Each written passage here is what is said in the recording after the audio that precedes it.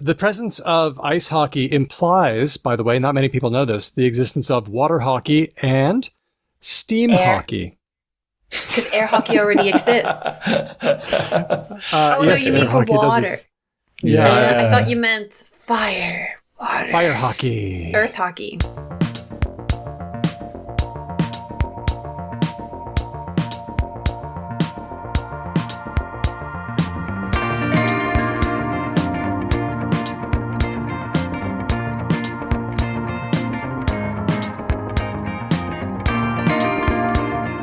Hello and welcome to Because Language, a show about linguistics, the science of language.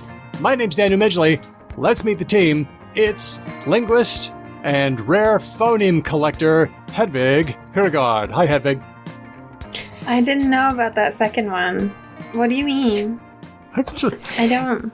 You know how I make up something that's not true about you for the the bit? Because it's a gag. It's a bit. Oh, okay, I see. Very funny. Thank you. I do notice that you do have a rare phoneme in your name, though. I think it has a special place on the IPA chart, but I don't think it's that. I mean, multiple places of articulation. That's pretty great. That is one way of construing it. I'm not sure that's entirely true, you know?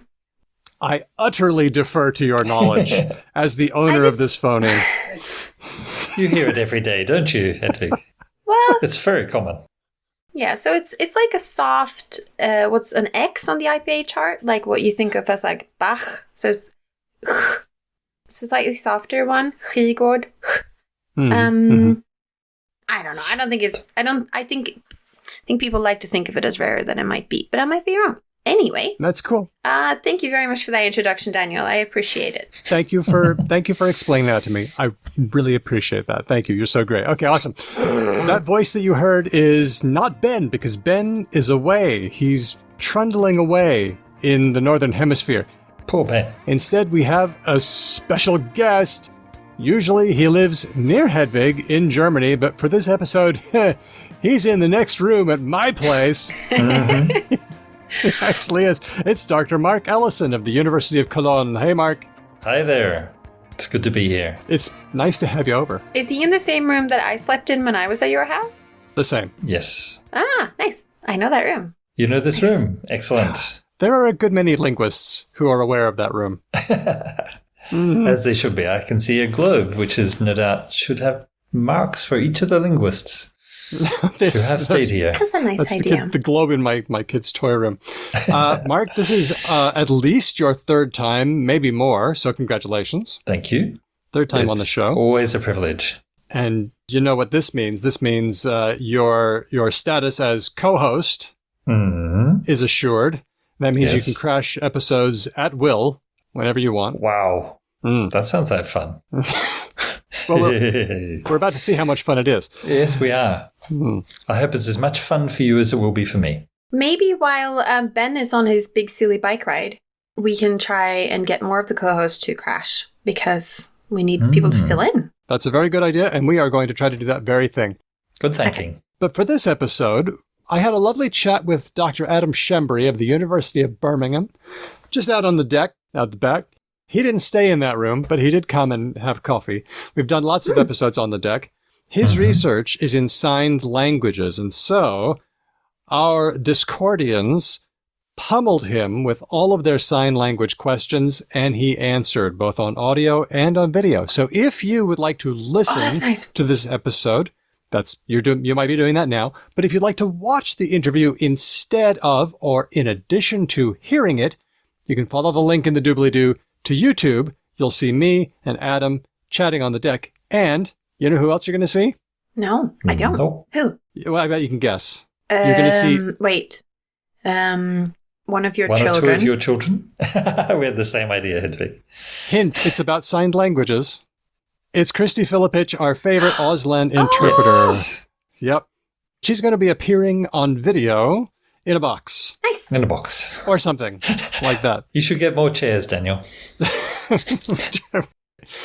It's patrons that make it possible for everybody to enjoy regular episodes for free and to have transcripts so that all of our shows are readable and searchable. In return, you get some perks There's access to our Discord with lots of lovable language nerds. Mm-hmm.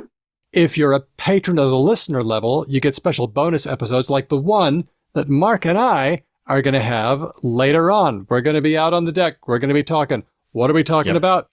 Mark, what are we talking about? More deck talk. Well, so many things. I Deck was talk. keen to talk about. Deck talk. Deck talk. And then Deck we will talk. get some New Zealanders to talk. Oh, God. Oh, Hedvig, you're so naughty. Talking about our decks. Just For a couple of decades. Yes. That'll be great. We don't know what we're talking about, so send us ideas and questions. Yes, that would be great. I'm kind of thinking that this is going to be sort of a continuation of our episode, Lazing in a Good Way. Yeah, I can see that happening. Follow up and a bit more news about what we've discovered about prominence, for example, in my day job. But also what else I've been looking at in terms of, for example, understanding how doing causal inference might be of particular interest in linguistics. That's something that's in my head a lot these days. Okay. Inference is one of the coolest things about language, I gotta say. Mark, do you follow Richard McElreath on Twitter? I don't actually. I tend not to be on Twitter very much, I'm afraid. Okay, fair enough. Okay, fair A enough. very good idea. Good to follow people. But Well, I like to find another way of doing it. Yeah, I do too. I am getting, like, it is a bit hard because there are some interesting things, but then I am getting a lot of, it seems like AI bots really want to post listicles a lot. They'd be like, yes. 10 pop culture moments you don't want to miss. And it's almost only Rihanna, Beyonce, and Britney Spears, which, like, I don't really mind, but I'm also like, you guys can only do one kind of content. They're hardly unmissable for the fifth time you've seen that same list item, is it? Yeah. Yeah. So there's bonus episodes, but there's also live episodes, and we have one coming up. If you are a patron at any level, watch your Patreon inbox or our Discord, because we're going to be dropping the time and date of our next live episode. It's episode 105 or 500, depending on if you count Talk the Talk or not. So it's going to be really special, whatever happens. So if you're on the edge about being a patron, why don't you give it a shot? Come and join up. Ooh, that's a good point. Patreon.com/becauselangpod. All right. Should we get some news in? Let's get some news in. I think these first few ones are going to be super short. I just love your quick takes. All right. This is hot takes. Okay, Hot takes. I am in a very hot place. By the way, my new hot tip. Sorry, yes, I'm going to derail it immediately. Okay. Ben's not here. Awesome. If you are also living in a hot place like Europe, all over Europe, take gel freezer bags, put them in tea towels, and put them in your armpits. Oh, that'll cool your core. That, yes, it circulates everywhere very quickly, and you cool down everywhere. Also, I have tried putting them over your heart, but I feel like that could. I just feel like the armpits is safer. Not medical advice. Also, you can squeeze them. Yeah. Okay, that's it. Thank you. I'm ready for hot takes. We're talking about Latvia because the National Armed Forces of Latvia earlier this year, in its communications, started doing a thing. And the thing they started doing is this. They started putting the name of Russia, the Russian Federation, and the names of its leaders in all lowercase. Okay. A very subtle kind of shade that they are throwing. Yes. When you don't want to give somebody that initial cap, you stick it all in lowercase. Is that what that is doing? Is that it's just like a police?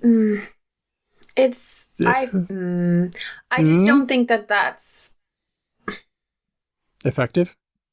I mean, it's just a publicity stunt, really.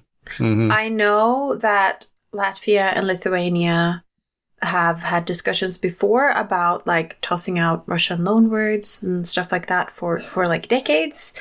And I fully understand that they are very worried and anxious about having a border with Russia and etc., especially because the Russian government seemed to consider Russian speakers as things that are also like people that Russia. they should exactly like extensions of the Russian territory. Evidence of Russia-ness, yes. Yeah. Which is terrifying, and that's not really how modern nation states work, etc., etc. But I do think this is just a silly thing, and also I'm not sure that lowercase letters signal disrespect as much as informality.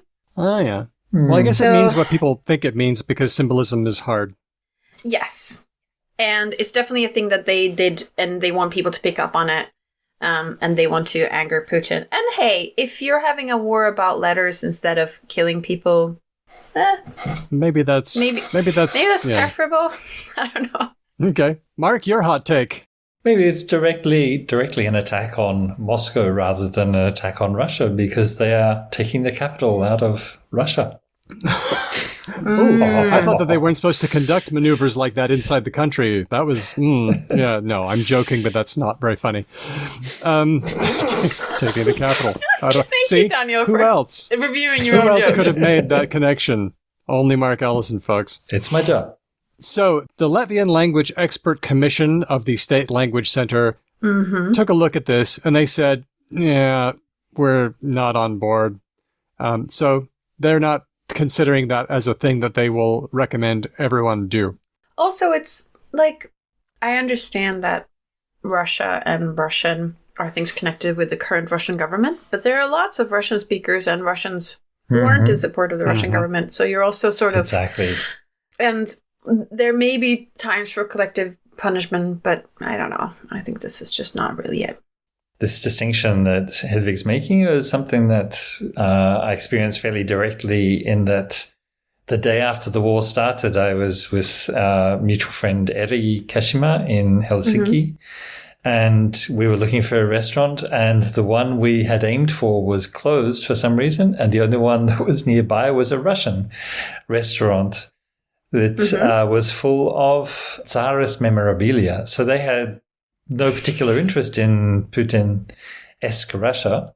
Yeah. And in fact, I did hear later that they had put a Ukrainian flag in their window because presumably they were being boycotted by locals who did not like the sound of it appearing in a Russian restaurant. Yeah. But I think we should... Maybe it's a good idea if we grow up and follow the advice of using our words when we want to criticize people rather than using a typeface or a what would you call it? Decapitalizing is a little bit childish. Yeah, a bit childish. Technically still words. Yes. Well, there are a lot of ethnic Russians in Latvia, and yeah, the Russian war against Ukraine sucks, and I hope they lose and lose big. But Russian Latvians are kind of having a hard time because there have been moves in parliament to ban Russian entirely or to ban services in the Russian language, which affects people in the real world. So it's mainly a signaling act, which, doesn't mean it's not important or meaningful. We should also say that, yes, I'm sure that Russian speakers in Latvia and Lithuania and Estonia are having a hard time. There are also Putin supporters among Russian speakers in those countries, as well as there are Putin supporters who don't speak Russian as well. Like here in Germany, there are people who are ethnically Russian who support Putin. So it's a complex thing, but maybe that's the thing you should find out about when you want to discriminate against someone rather than whether they speak Russian or not. Yeah, okay. I agree with you. 100%. Sounds good. But given that half of Ukrainians speak Russian as their native language. Including the president, yeah. Yes. Yeah. Let's move on to this story suggested by Diego. It's about the movie The Avengers. A long time ago, we did a story about how Star Wars had been dubbed in Navajo. We also noticed when Bruce Lee's Fist of Fury was dubbed into the Noongar language of Western Australia. Amazing. Well, now Lakota, the Sioux Native American language, is getting in on the action. The Avengers is being dubbed into Lakota with the original actors doing the voice work. That's cool. That's nice. How cool is It's amazing. that? That is pretty cool. There's an article in Entertainment Weekly by Christian Holub. It seems that Mark Ruffalo, Bruce Banner, seems to have been the main driver. He says, this project came out of my relationship with the Lakota people. I've been hearing about the work they've been doing to revitalize the language. There's not a lot of people left who speak it.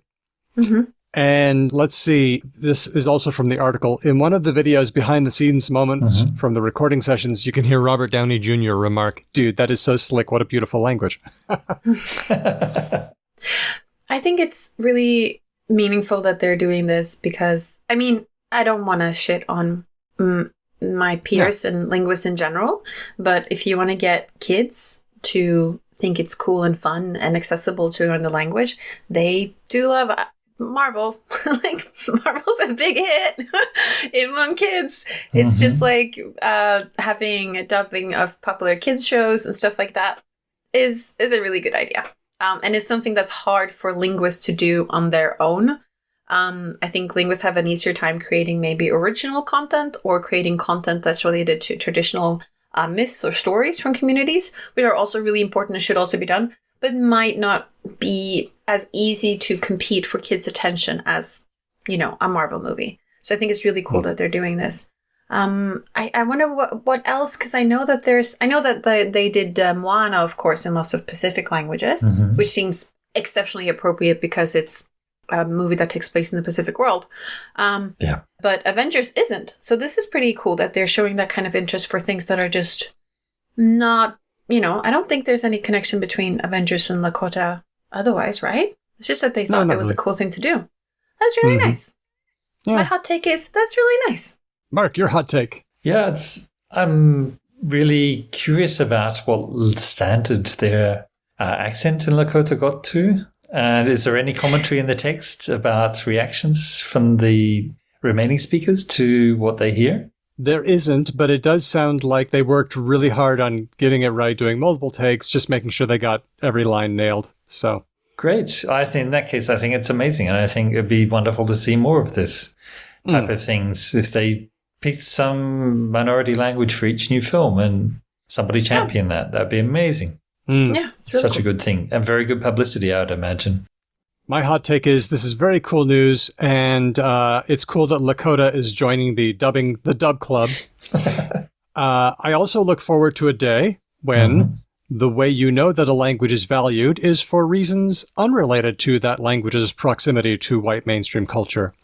But that is just making a rather sour point. And I will quickly pivot to say, if you want to get young people speaking a language, that's a good way to do it, is to make it in a medium that they enjoy. I would also say, maybe people who are in the interest group that they're trying to encourage to actually be more interested in Lakota. Maybe those people are fans of that movie. Mm-hmm. And so I think, as a friend of mine who comes from a minority language community in India was saying, that you can't expect us to live in a museum. So, I agree with you about it would be great to have other expressions of culture coming in and enriching the kind of this communal or ecumenical culture we have, which is, albeit a little bit post-colonial in its nature. But I think that we can't. One of the goals is to not exclude people from content of whatever ilk of content. I think it's great. All right. Next one. This one was suggested by Ben, not the host one. This is about hockey. I don't know if you two are hockey fans. Oh, I was just in the Hockey Hall of Fame. You were in the Hockey Hall of Fame? Tell us about this. My guess is that's ice hockey, though, isn't it? Yes. Is what you're talking about not ice hockey? I think what we're talking about is ice hockey, because I know sports very well, and ice is a surface that people popularly play hockey on. Yes. Nailed it. Don't know what that's a reference to, but there is ice hockey and there is field hockey. And in Canada, both are quite popular, in particular ice hockey. Okay. And I was recently in Canada, in Toronto, and they are home to the Hockey Hall of Fame, where you can see the Stanley Cup and you can beat your husband at tabletop hockey, which was amazing. 3-2. I'm good at that. I turned out to also be decent at it, and I was very thrilled because he usually beats me at everything like that. More decent than Steve? Is that what you learned? Apparently. You know what this means? The next time we get together, it's on. It's foosball time. Oh, do you have a table? Yeah. No, but we'll go to a place. I know a place. Yes. Hockey's getting pretty popular, ice hockey, in some parts of the USA, with U.S. players joining the ranks of the greats. And as such, some of the players are starting to say hockey stuff in a way that some people are identifying as Canadian. So this is work from Andrew Bray of the University of Rochester, who notes, that they're not trying to sound Canadian. People identify it as Canadian, but it's probably just kind of a halfway version. Bray says, it is important to note that American hockey players are not trying to shift their speech to sound more Canadian. Rather, they're trying to sound more like a hockey player. And that just happens to be very much Canadian. Just happens to sound... Well, Bray says that American athletes, I'm reading from the article, link on our show notes for this episode, athletes borrow features of the Canadian English accents, especially for hockey-specific teams and jargon, but obviously do not follow the underlying rules behind the pronunciation, which could explain why the accent might sound fake to a Canadian. Oh, because they know some specific words that they're pronouncing similar to their Canadian teammates, but then they don't use the same like vowel combinations in other words that you'd think. So they'll say, what's the Canadian term? So, okay, what are hockey terms? Hockey? Puck? Apparently ice. Come on, what did you learn, museum girl? I mean, what are words that are... No, but like, I mean, most of the words just seem like they are the same. Like, brawl is just a term also... I don't know. Hang on, I'll get the article up. Yes. Hockey puck, hockey stick. I guess they don't have goalies in American football, so maybe they know the term goalie from there. Oh. Apparently, a hockey arena is a barn, while the puck is a biscuit. It's a biscuit. Oh, I think I have heard of that. I do know that when they launched Punjabi commentary of hockey on the popular Saturday night hockey in Canada, they had to... I saw an interview with the two Punjabi speakers who were commentators, and they had to like think of new words for things. And I think the word they picked for a hockey puck is the same that you use for a little like potato patty in Punjabi cooking, which I thought was like A+. A scallop. Yeah. Would it be a scallop or a cake? Don't tell the Australians. They'll start fighting about it. Oh, no. This reminds me of that time when by the way, Andy from Logophilius and many other people sent us this story about the Antarctica research team that started talking like each other and developing an Antarctican English accent. Wow. Yeah. Happens so fast. Yep. So once again, we want to sound like the people we're around because language is one way we show membership in a group. That's so true. But also it's because I think we just make communication easier. No, that sounds a bit too directed. I think it's more, we just adapt to what's around us very fast. And I think many people think... You hear people saying, I am so unique because I adapt. When I hear someone, I can't help myself but imitate them. And isn't that weird? But actually, I think pretty much everybody does that. It's very, really, very common. Really normal. I think that the three of us are a little bit unusual in that we're all immigrants. Yes. Mark and I are immigrants to Germany, and Daniel's an immigrant to Australia. And we spend a lot of time in multilingual settings and being out of our little pond. And sometimes I get reminded that like a lot of people live in the country that they're born in the town they're born in for most of their life. So they are adapting to the people around them. It's just that there are people around them, some pretty much like they do. So they don't notice the adaptation until they go on a holiday somewhere or they go somewhere and they notice they're adapting and they're like, oh my God, I'm adapting. I don't usually do that. And it's like, well, you're usually not in a multilingual setting. So that's a very good point. I like that. That's certainly true. And doing that makes language more efficient. I've been thinking a lot about language efficiency, and that's one thing that does it. You just bridge the distance so that there's less distance, and then things work better. My North American accent went to even higher degrees when I was in Canada. Tell us a story. Did you have to ask for water? No. Yeah, I did ask for water. I did do that once, and someone didn't understand me. It's always water. Water. But no, I just noticed also like not just the pronunciation of things, but also like the talking style and like like how to do things. It was really fun, but it felt a little bit like putting on a little bit of an act. And now I'm back in like weird multilingual German, lots of other immigrants talking land. So we'll see where that goes. This whole thing reminds me of a story that Diego suggested on our Discord. There's an article in The Independent by Vishwam Sankaran. It's quoting a paper by Dr. Vittorio Tantucci of the University of Lancaster, published in Applied Linguistics.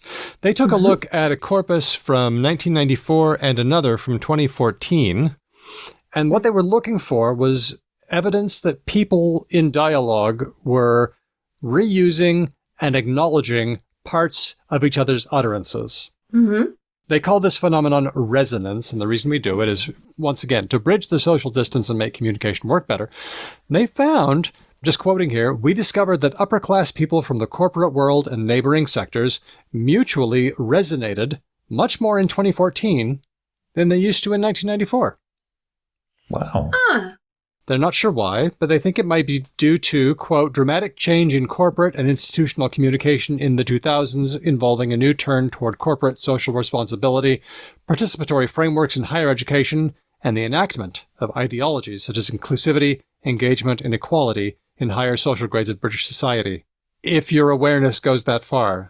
Well, it could be unconscious. I mean, we say that people adapt a lot, but there is also people who consciously don't because they want to underline their different identity, right? Yeah. The one British guy in my small town. Yeah. That made him special.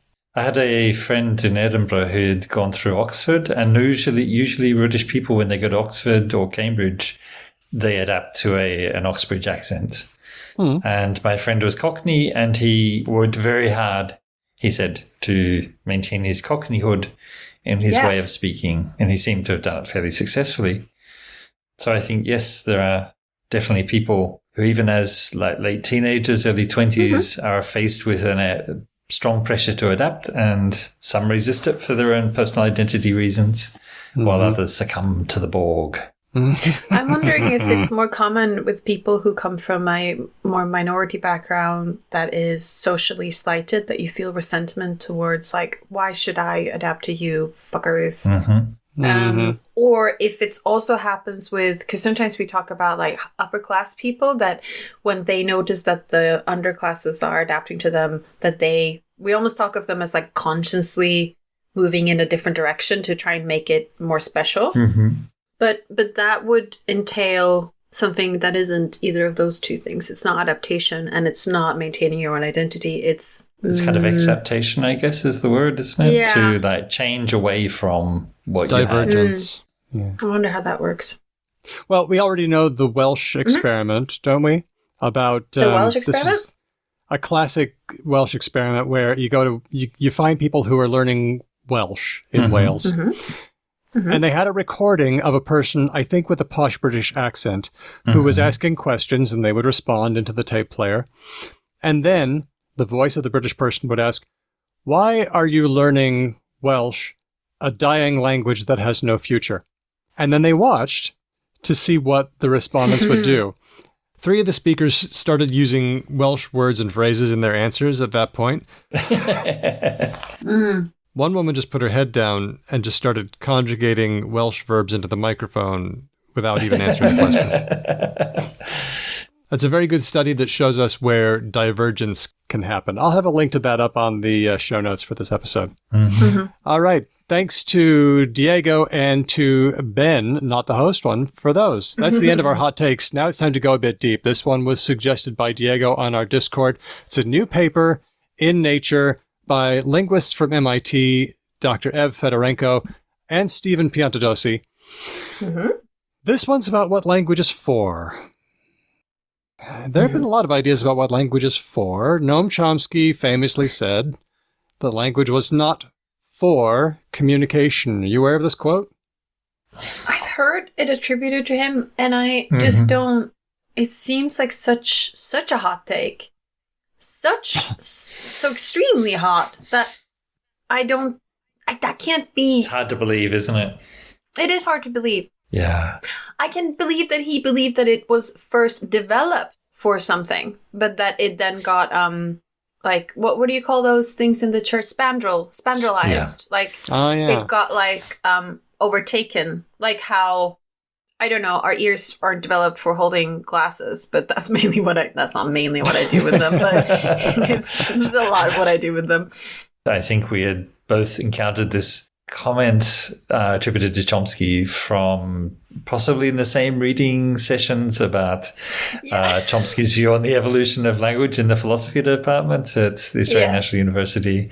And we both were very surprised by this position that it was about thought rather than about communication. But I must say, I have been having discussions this last week with Louisa Micheli of University of Western Australia and this came up over lunch, and she said she kind of had listened to some talks by Chomsky and was less in opposition to that viewpoint, because she said what he's interested in is in capturing the creativity of language and understanding that.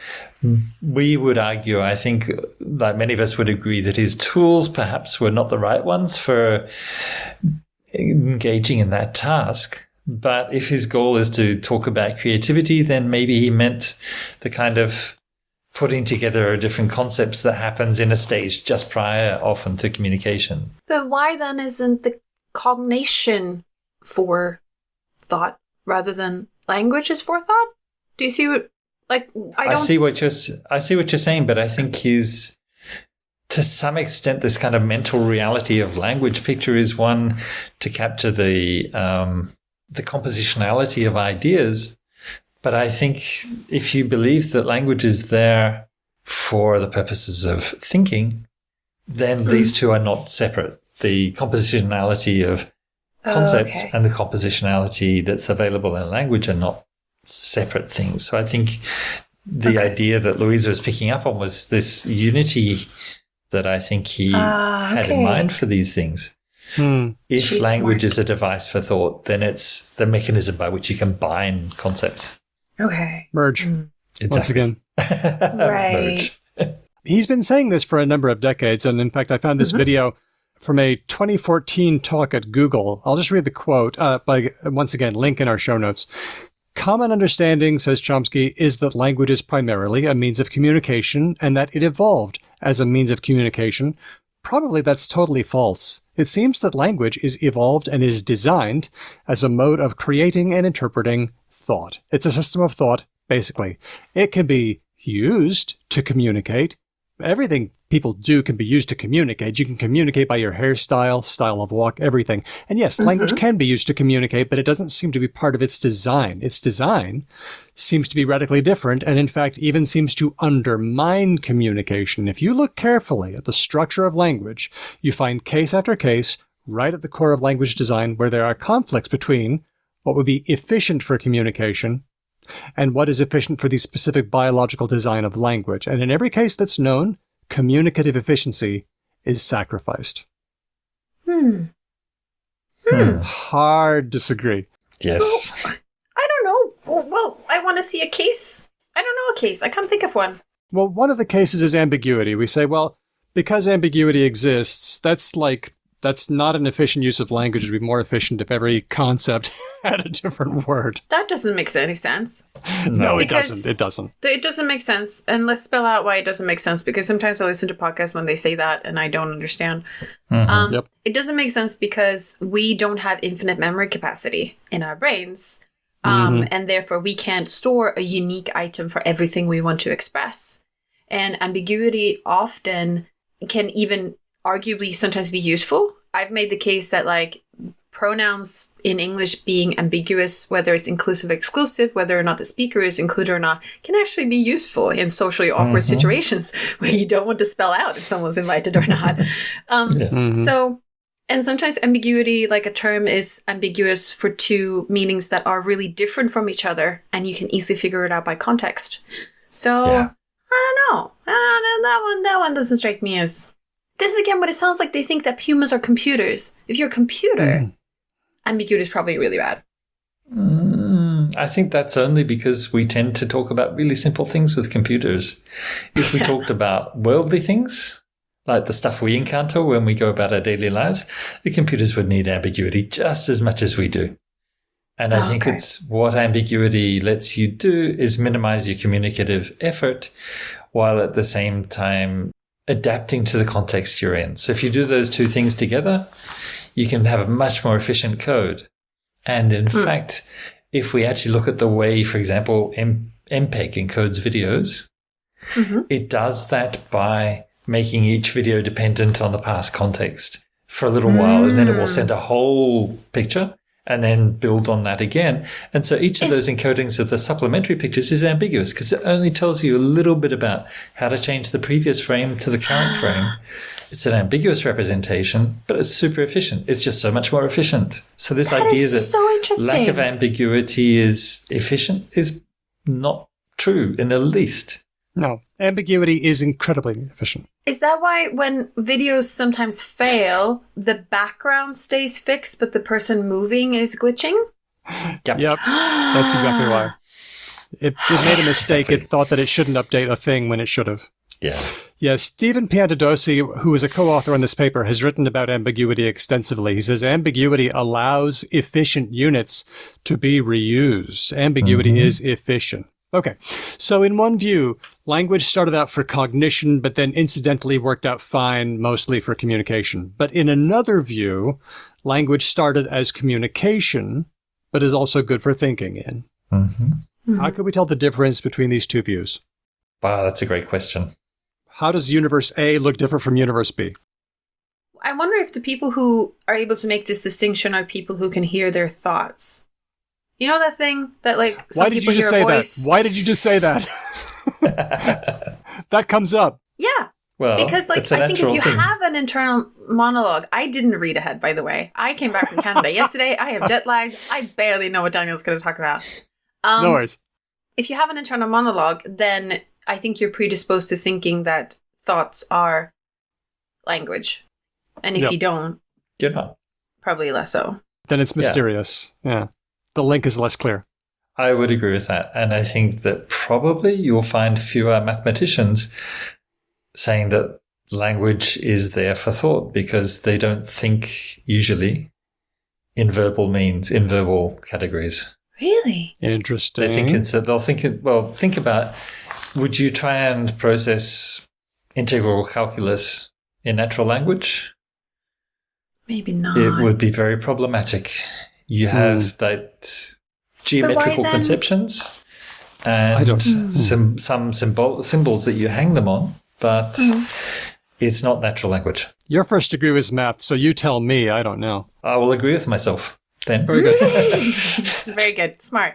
So I'm going to pull it together and move forward here. This study is by Dr. Evelina Fedorenko of MIT and team, published in Nature. And the cool thing about this is that you can read the paper if you have access to Nature, but if you don't, you can read her tweets. Ah, good. And I'm pulling a lot of them here because they're public and they're also really well written.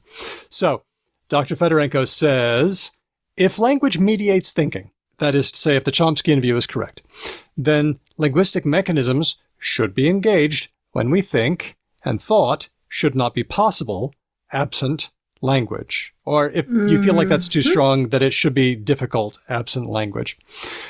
But Dr. Fedorenko points out that using data from fMRI and patients with aphasia, we argue that the language system is not necessary for thought, that they can still do cognitive stuff, even though they've had brain problems that knock out language. Also, Dr. Fedorenko reveals in these tweets that her own husband has no inner monologue. He's aphantasic. So this whole idea that we need language to think in is kind of beside the point for him. Then she says, if language is a tool for communication, that is to say, if it's for communicating, it should show hallmarks of efficient information transfer. And of course it does. Of course it does. She points out ways in which this is so. She says, an efficient code should be easy to produce and understand, robust to noise, and learnable by humans. Human languages exhibit these properties at all levels of structure, including sounds, word forms and meanings, and syntax.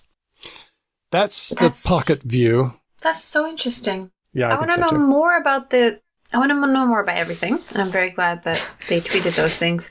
I also want to know more about what we discussed earlier when we said ambiguity is one example and what other examples there are. That would be interesting. And whether or not they address all of them. I also find it maybe listeners to this podcast would be a bit surprised that two of the authors came from MIT. I did look them up. They are both from the Brain and Cognitive Science department, not from the Linguistics department, which must make for somewhat awkward atmosphere, but not as awkward as I thought. Yeah. So what probably happened was we developed language, and then language developed us. It's not like we got language to think in, and then we developed communication. It's probably the opposite, according to this study. I think there's something that we can add as potential evidence that language is for communication. And that is, I would say that my language at the moment is the same as yours, Daniel, more or less, and the same as Hedvig's that she's using at the moment. And if it was for internal monologue, why would we be so conforming to each other? It would always be different. Yeah, it would be different. Yeah, that's a good point. You know, I heard that I promise this connects, Daniel. I heard that in Warhammer 40K, I've mentioned this before, I think. Dan's making that face. In Warhammer 40K, there is like a thing that is like an instant translator. And people go to that thing to do like political stuff because they want to talk to someone from a different place. But then like everyone forgets how it works. And then a town like grows up around it. And everyone who grows up around it just do their baby babbling. Wow. And they could theoretically all speak entirely individual different languages because the translator would just translate. So it's actually, this goes into the universal translators are actually just telepathy and not translating. We have chewed on this one quite a bit. I love this question. But what I'm getting to is Mark's point that like if it's for thinking, then yeah, we should be more like those people who are just doing their individual things. Like our individual differences should be probably greater, unless someone tells me that thinking is also very conformative, which maybe it is. That is such a good point, though. Yeah, why would there be a unifying force if we're just thinking in it? And that's really all it's supposed to do. Why would we accommodate at all? Yeah. It's like when people do those Facebook points where they ask, like, how do you, if I say 5 plus 8 is 13, how do you do that in your head? Because I go 5 plus 3. Oh, okay. Always, always, always. I do 8 plus 2 plus 3. What? I start with 8. I start with 8. I add 2. There you got your 10. And then I add 3. I'm just there. Sorry. It's atomic for me. You're just really you don't divide it up at all. It is 13. No, why? See, all the three of us do it differently. I had a little book when I was about 5 years old, and I was writing down all the sums tables and the multiplication tables for quite a lot of numbers till I just knew them all. Wow, baby Mark. Yeah. That's far out. I struggle with 5 plus 7 and 5 plus 8. I have to really, my thinking is, I know that 7 plus 3 is 10, and I know that 8 plus 2 is 10. Therefore, and then I can work it out. Okay. But I can't work it out atomically at all. I just want to finish up this story by saying, people are talking about languages for blah. It's for thinking. It's for communicating. Hey, yeah. It is for those things. You know what else it's for? It's for having fun with. It's for thinking about. It's for showing emotion. It's for showing group alignment. It's for showing our individual specialness. How about languages for all those things? Yeah. Yeah. Because we've been doing those things for a long time. I absolutely think that's true. Very much that, like everything else, like it's like saying, what are our hands for? It's like, whatever you can use your hand for. If it helps you survive and reproduce, that's brilliant. As far as evolution's concerned. What is a mountain for? Whatever you want to do with the mountain, right? Maybe mining, maybe climbing around, maybe just ignoring it. I don't know. What's for means there's some kind of intended purpose. I don't think there is an intended purpose. No, but you could argue that something that it is used more often for might have an impact on how it works. And if you want to know how it works, it's good. Like if you have a hay fork, you might want to know how hay works. Right. Even if you can also like bring it to a Halloween masquerade to be the devil and torture people. Right. Cool. Like there's languages for a lot of things and hands are for a lot of things, but some they do more often than others. And that might have an impact on how they work. Okay. But then in that case, we're doing thinking a lot more than anything else. But it's distributional. We're doing thinking more than communication? Yeah, I spend a lot more time thinking than I do talking. Oh, do I? Yeah, but this is if you're a verbal thinker, Daniel, in terms of language. If you're using language in your head, like self-talk. And I might not be. I might not be using language. I might be using mentalese or nothing. I don't know. Exactly. And that's, in that case, then, if you're not using language, then it doesn't bear on this particular question about how language is evolving. Yep. I do find whenever people say that, like, that they think in language, I try to assess if I do it or not. And I have a really hard time with it because I do think about words in my head and I do think about sounds, but I also think about images and how things fit together. And I have like a sort of almost tactile experience sometimes in my head. And also I know multiple languages. So sometimes there are different words that come up. So I don't know what people mean when they say they have an internal monologue. Like, how do they then think about like a picture?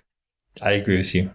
It's like, I find exactly the same thing, that language is like, if I am writing poetry, then I often think in language. But if I am like trying to follow a TV program, I might be partly thinking language, partly visual, but blended. Like the conceptual content is blended in some fashion. It's not as simple as one or the other. Isn't this stuff fascinating? This stuff is so... It is.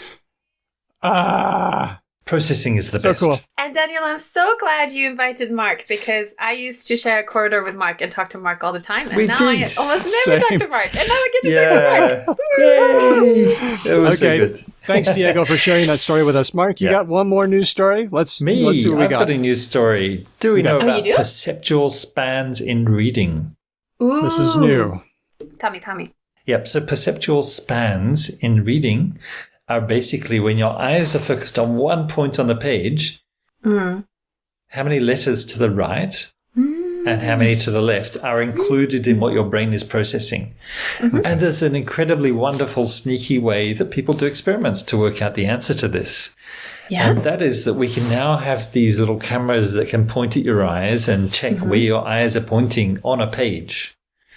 When you're reading, and you make people read in an experiment and you track where their eyes are pointing, and you replace what's outside the window you're testing with like random letters or fixed letters. And then you see, like, if the window's really small, how small can I make the window without disturbing their reading speed when you ask them to read aloud?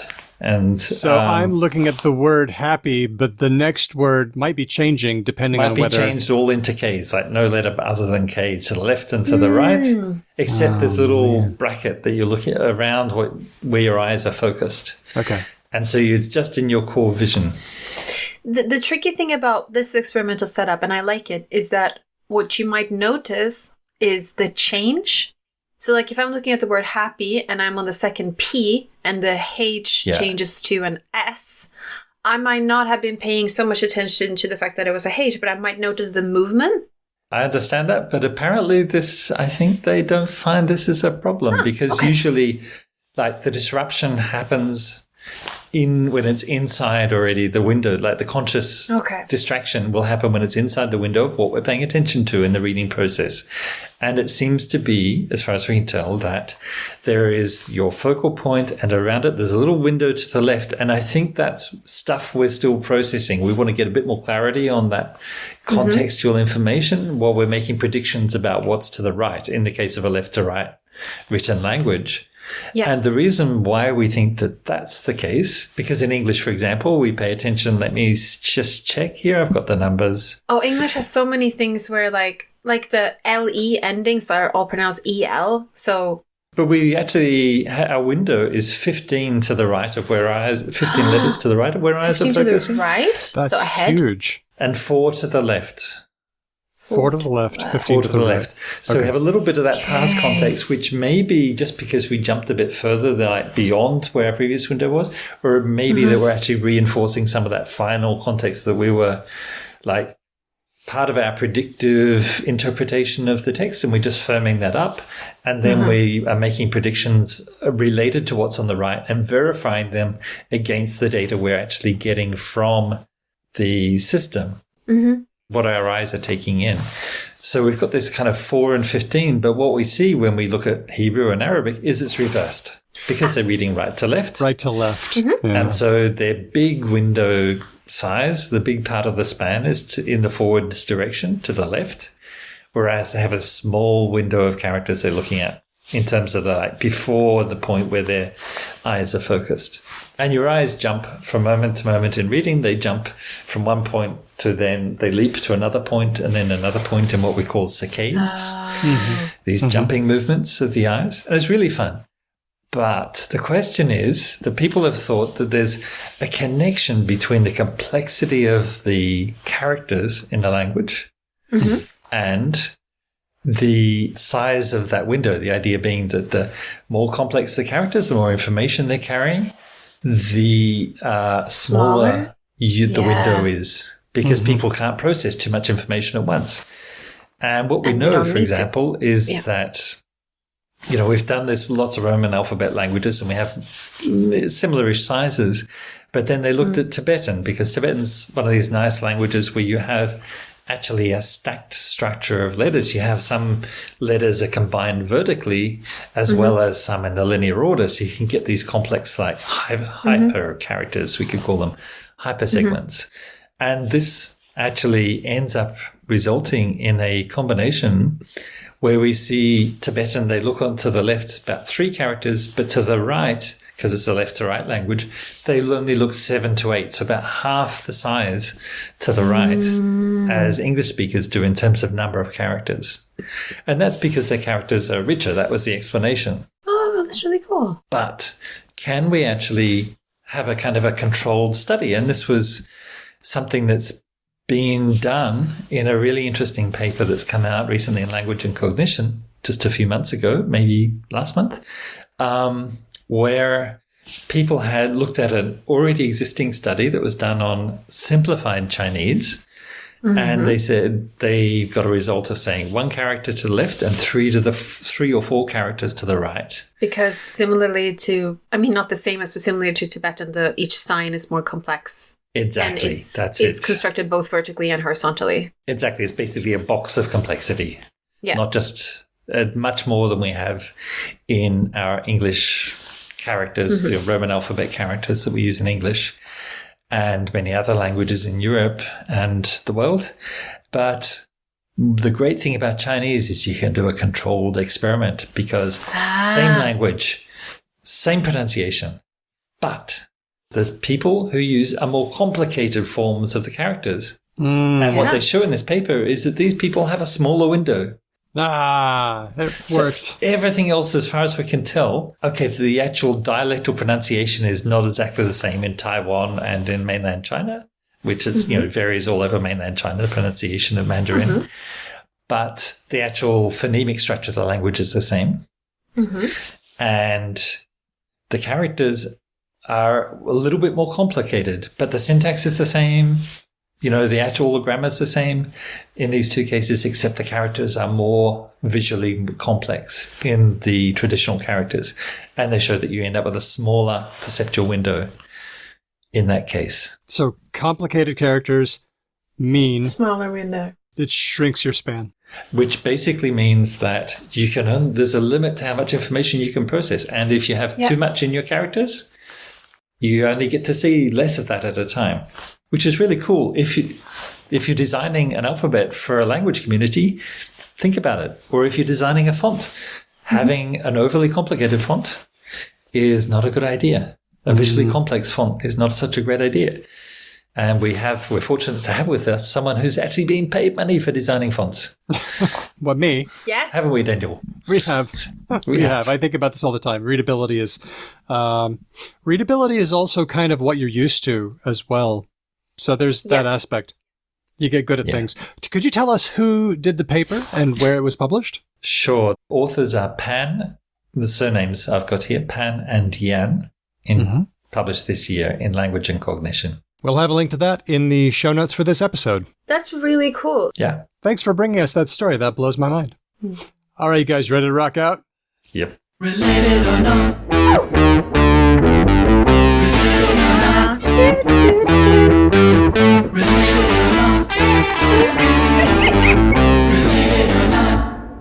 Thank you. That's amazing. Is this about pharaohs and their wives, or what's this section about? This is Related or Not, our favorite game where we try to figure out, is the connection between two words etymological or merely coincidental? That theme song was given to us by Hugh. Thanks, Hugh. You're the greatest. By the way, can I just say that playing this game with Mark around the house is hilarious, because my two daughters, ages 7 and 5, they do this thing where they walk up to me and they say, Dad, is flour and flour related, like baking flour and a bunch of flours? And I've been like, oh, actually, I do know this one. And yes, they are. And here's the reason why. And Mark's been like, are you sure about that? And I was suspicious of that one. He's been giving me the Mark look. Yep, I know the Mark look.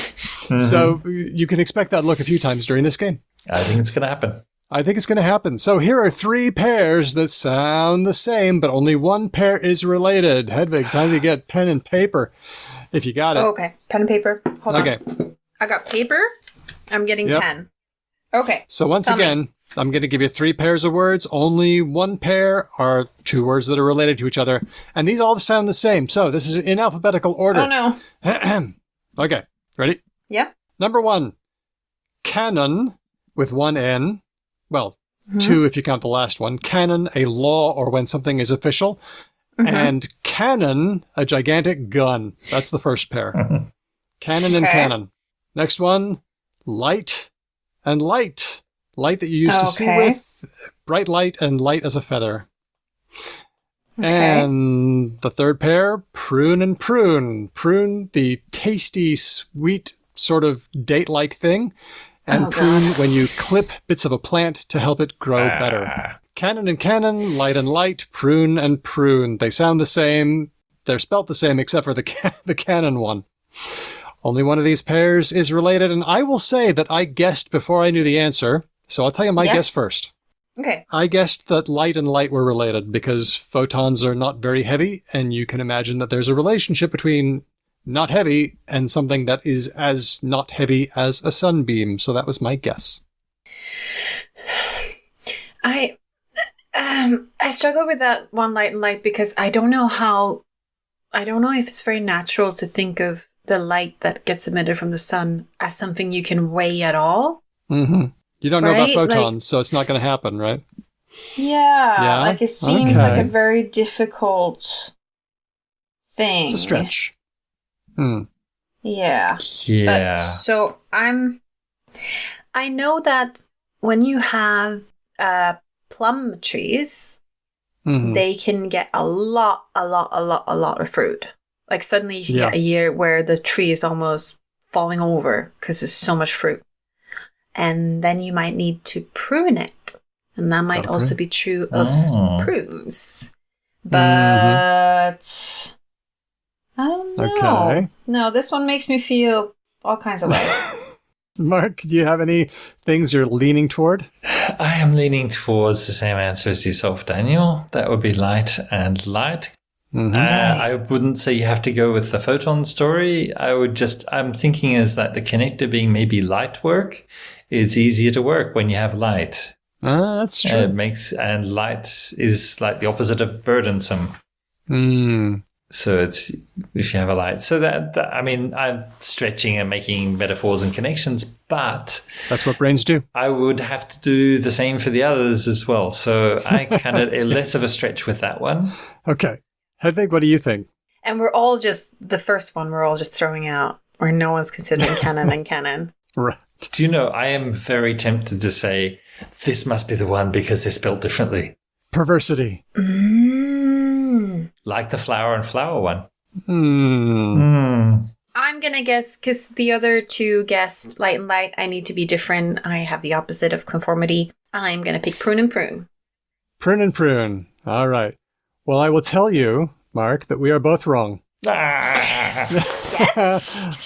It was Diego that gave us light and light. Here's the story. Bright light seems to come from Proto-Germanic leuchtam. It goes to a Proto-Indo-European root, leuk, meaning light or brightness. The not heavy light comes from a different Proto-Indo-European root, legue, meaning not heavy or having little weight. But there is something very interesting. Light as in light blue, okay, this is where you redeem yourself. Do you think that light as in light blue, is that related to the kind of light that illuminates things, or is it related to the kind of light that isn't heavy? It's the heavy one. It's the heavy one? Yeah, I reckon. It's the one that isn't heavy, and that reminded me of light and heavy varieties of languages. So thanks, Diego, for that one. Okay, it's time to pick a different one, Mark. That's weird. Do you want canon and canon or prune and prune? I'm going to go with canon and canon. I don't have good reasons. I just think the spelling is there to throw us off, and I think there is this sound connection. Okay, Possibly. And Hedvig, a la Monty Hall problem, I'm going to offer you a chance to switch. Do you want to stick with prune and prune, or switch to canon and a canon? I'm going to stick with prune and prune. Prune and prune is not related. James on our Discord gave us that one. The fruit, James says, goes back to promnon in Greek, which just means plum. That's just what they called it. Whereas the gardening sense goes back to French he says provigner, which is of unknown origin, probably relates to preen, but OED says proigner. I'm saying that very wrong. Roigner means to gnaw or to chew. So it could be preening, could be chewing, but either way, prune and prune, not related. The related ones, given to us by Coconut on our Discord, canon and canon. They both go back to canna, Latin canna, a reed or a tube, like cane. Except that a canon, that's augmentative. The on means it's just a really huge friggin' tube that gigantic cannonballs come from. Yeah. And that which is canon is a proclamation, which is like a rule or a standard or a way of measuring. You know how we say that's a pretty high bar to clear? Yeah. That bar, What's the canon? the meaning jumped from the ruler to the rule. Wow. Canon related. Thanks, Coconut, and thanks to Diego, and once again to James. So it's related to the word in cannelloni and... Yes, very much. Okay, Nice. Hedvig, you had one for us. I do. So I got this one from Pontus Velin, Good old Pontus. and he posited this one. And I think I made a guess, but I've forgotten which one I guessed. I know which one Steve guessed, so you can get that one if you want. So the word mall, like where you go shopping and get smoothies. A mall. Mall. Is that related to one of these three words? Mail. Yep. Like the thing you get letters with. Mallet. The thing you bonk someone on the head with. I do. Or mingle. The thing you do at a reception where you stand around with a drink in your hand and talk to people. What a great question. I thought you were going to say maul to turn somebody into meat. M-A-U-L. I can look that one up while you guys guess. Okay, dang it. Semantically, I want to say that mingle is the closest one me to too. those. Why would it be related to mallet? Why would it be related to mallet? No, I'm throwing that one out. Well, I don't know. I'm going to say mallet. Okay. Because, I mean, I can see a connection, but obviously, you just make up stories. I can make up a story of, like, balls are kind of boxy-shaped things, and the head of a mallet is a boxy-shaped thing, as opposed to a hammer, which is much more slender and solid. But a mall is a big place where there's lots of activity, and that is the kind of place where you'd see a lot of mail. So I'm going mail. Are you? Yeah, we're both leaving mingle out in the cold. Okay. It's not mingle. Can't be mingle. Phonologically, I think it can be, but... All right. Yeah. Let's hear it. So when I heard Mark speak, I realized that I had guessed mingle and Steve had guessed mallet, purely out of, I think, contrarian. Like, it can't be that one, so it's got to be that one. And he Never was works. right. It was mallet. Mark was right. Yay! So here it gets a little bit complicated. So I verified this via Etim Online. So mallet is a small wooden hammer, and it ultimately comes from a Proto-Indo-European root, which gets to mele, which is to crush and grind. Oh, I've been to the mall at Christmas. I can see the crushing and grinding. Yeah, no, that's fine. Well, do you know what Pall Mall is? This is the key thing. I've heard of Pell Mell, but I think I have done this one, but go ahead. What is that then? Do you mean the place in London, or do you mean the, like Daniel's saying, to run in a furious fashion? To run pell-mell with your arms and legs flailing. Is that what we're talking about? Never know. Maybe it's related to what I'm talking about, but I've never heard of that. You're talking about the place in London? Pall Mall, or Pall Mall, is a game that is a little bit like croquet. Once popular game played with a wooden ball in a kind of smooth alley, bordered in each side, so a bit like a bowling alley, really? in which the ball was struck with a mallet. Okay. And there you go. And then we get long, flat space. And then we get the mall as in tree-lined promenade space, like the mall in front of is it the White House or somewhere in Washington? They love to talk about the mall. Yeah. Mm-hmm. And then it goes from that, like a walking promenade, and then we get mall, shopping mall. Oh, that's amazing. Nice going, Mark. You got that one. Thank you. That's cool. Thank you to Pontus. I thought that was really fun. I really enjoyed that. Thanks, Pontus, affectionately known around the show as Moon. Okay. Thank you both for playing. This has been a lot of fun, and thanks to everybody who has suggested things. If you want to give those to us, do it on our Discord or hello@becauselanguage.com.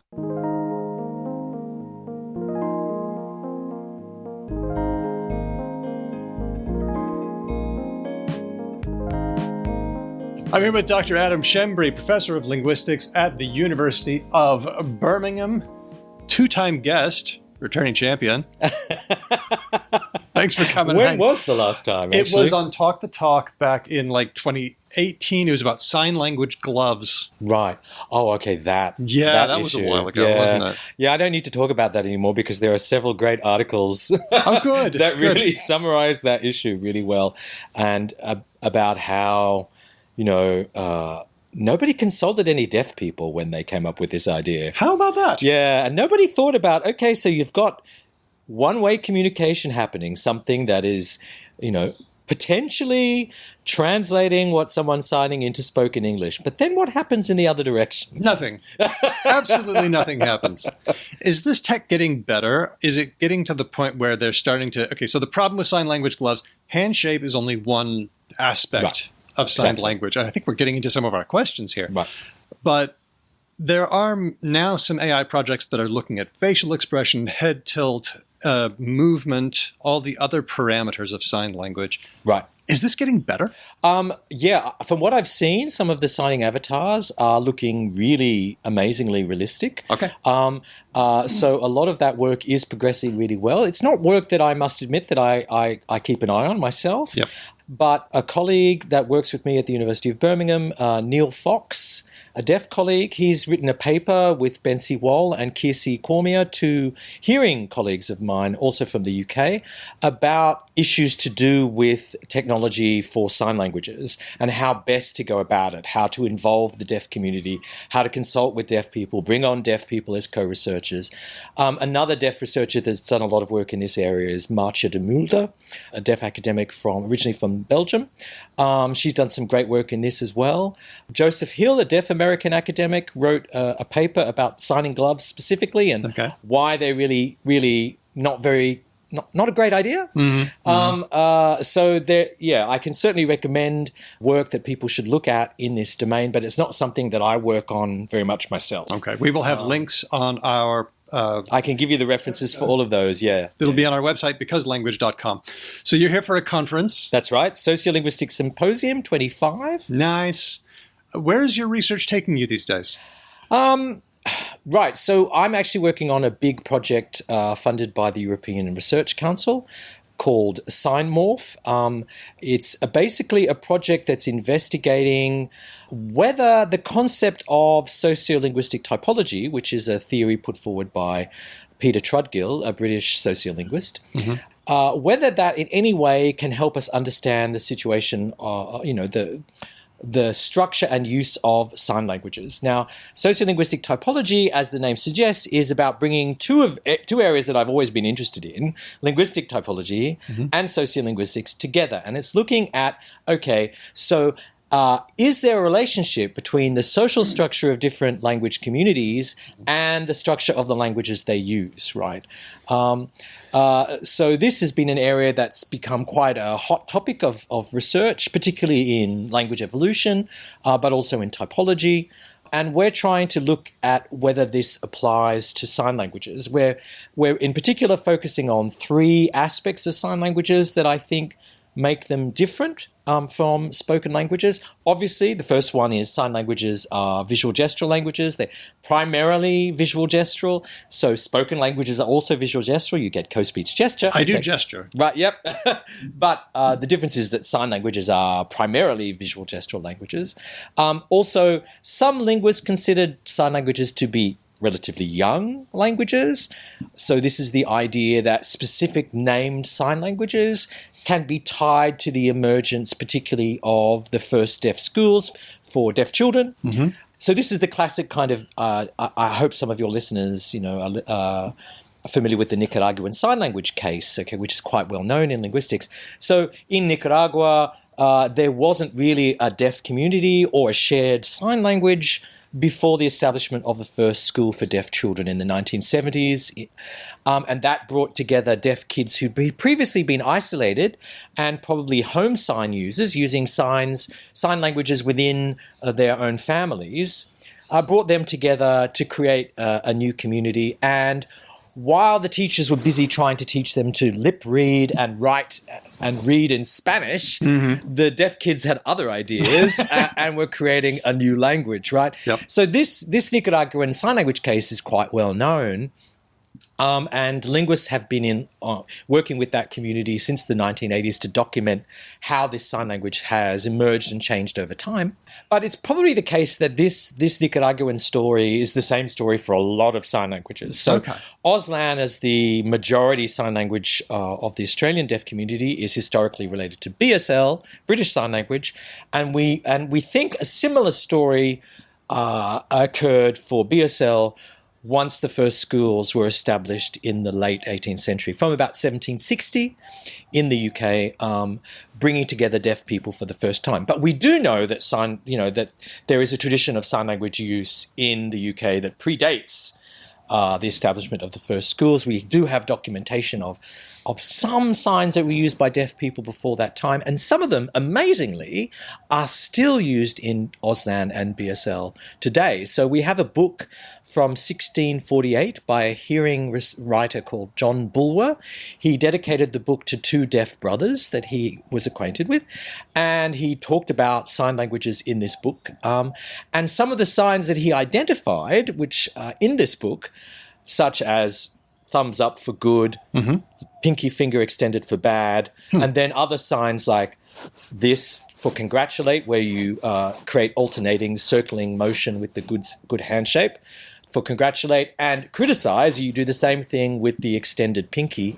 So those signs are documented from 1648, right? And they're still used in Auslan and BSL today. Wow, right? okay. So obviously, when we say that sign languages like BSL are young compared to spoken languages like English, that we know of. It's hard to really. So it's a debatable kind of question, right? But certainly, you could say that modern BSL probably dates from the establishment of the first schools in the late 18th century. So that would make, obviously, modern BSL as a variety younger than modern English. Okay.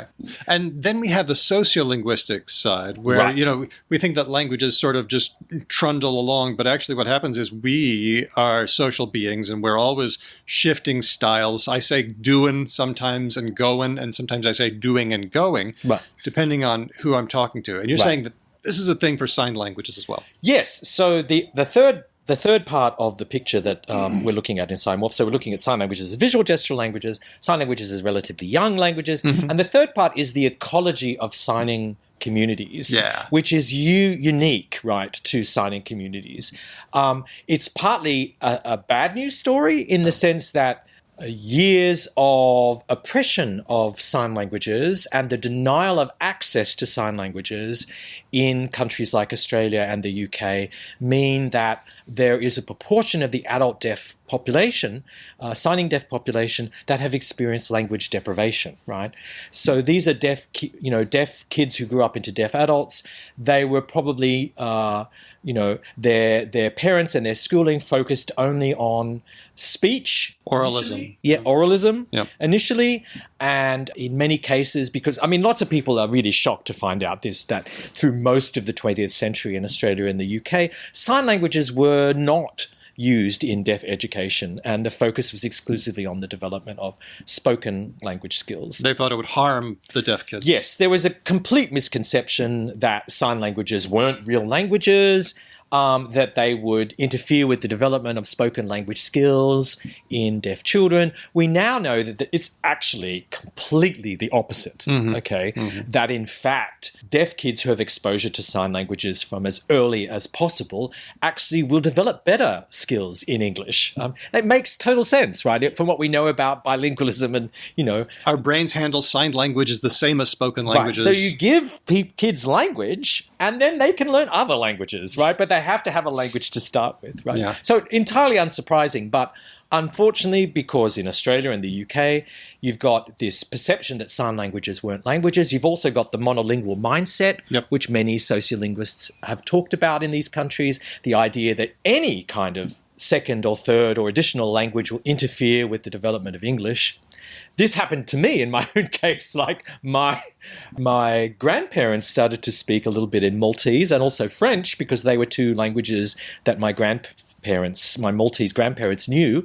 So when I was being looked after by my grandmother, when I was a toddler, she was like doing lots of code switching between English, French, and Maltese. And my mother stopped her from doing that because unfortunately my monolingual Australian mother was she laboring under the misapprehension that this would interfere with my English language skills, right? So that's very common as well. So, so what that means is that in the signing deaf community in Australia and the UK, you've got a huge range of language experience amongst deaf people. So you've got, in some cases, a minority of deaf people who come from deaf families, so families in which the gene for deafness has been passed down over multiple generations. Okay. And those deaf children, they get sign language from birth, right? And so they are first language signers, right? But most deaf people are born to hearing parents, and most hearing parents don't learn to sign. So deaf people from hearing families encounter sign languages at all different stages of their life, okay? A proportion of deaf people encounter it when they first go to school and they meet other deaf kids. Some of them will encounter it later on in their school experience. Some of them will only come into contact with the signing deaf community after they've left school as young adults. So there's a huge range of language acquisition patterns in the deaf community, from deaf people who have acquired Auslan or BSL or another sign language as a late first language and have experienced some degree of language deprivation, right through to deaf people from multi-generational signing families.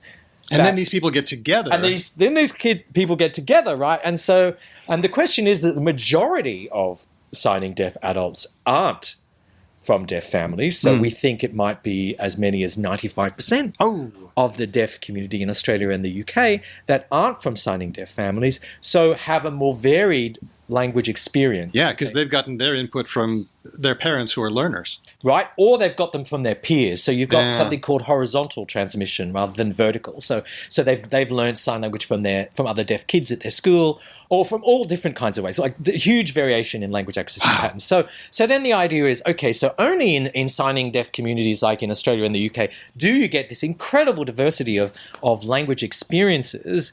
So how does that impact on the structure of the language as well? Because one of the claims of sociolinguistic typology is, for example, that English grammar has changed over time because of repeated experiences through its history in which adult second language learners of English have had a huge impact on the grammar. Okay.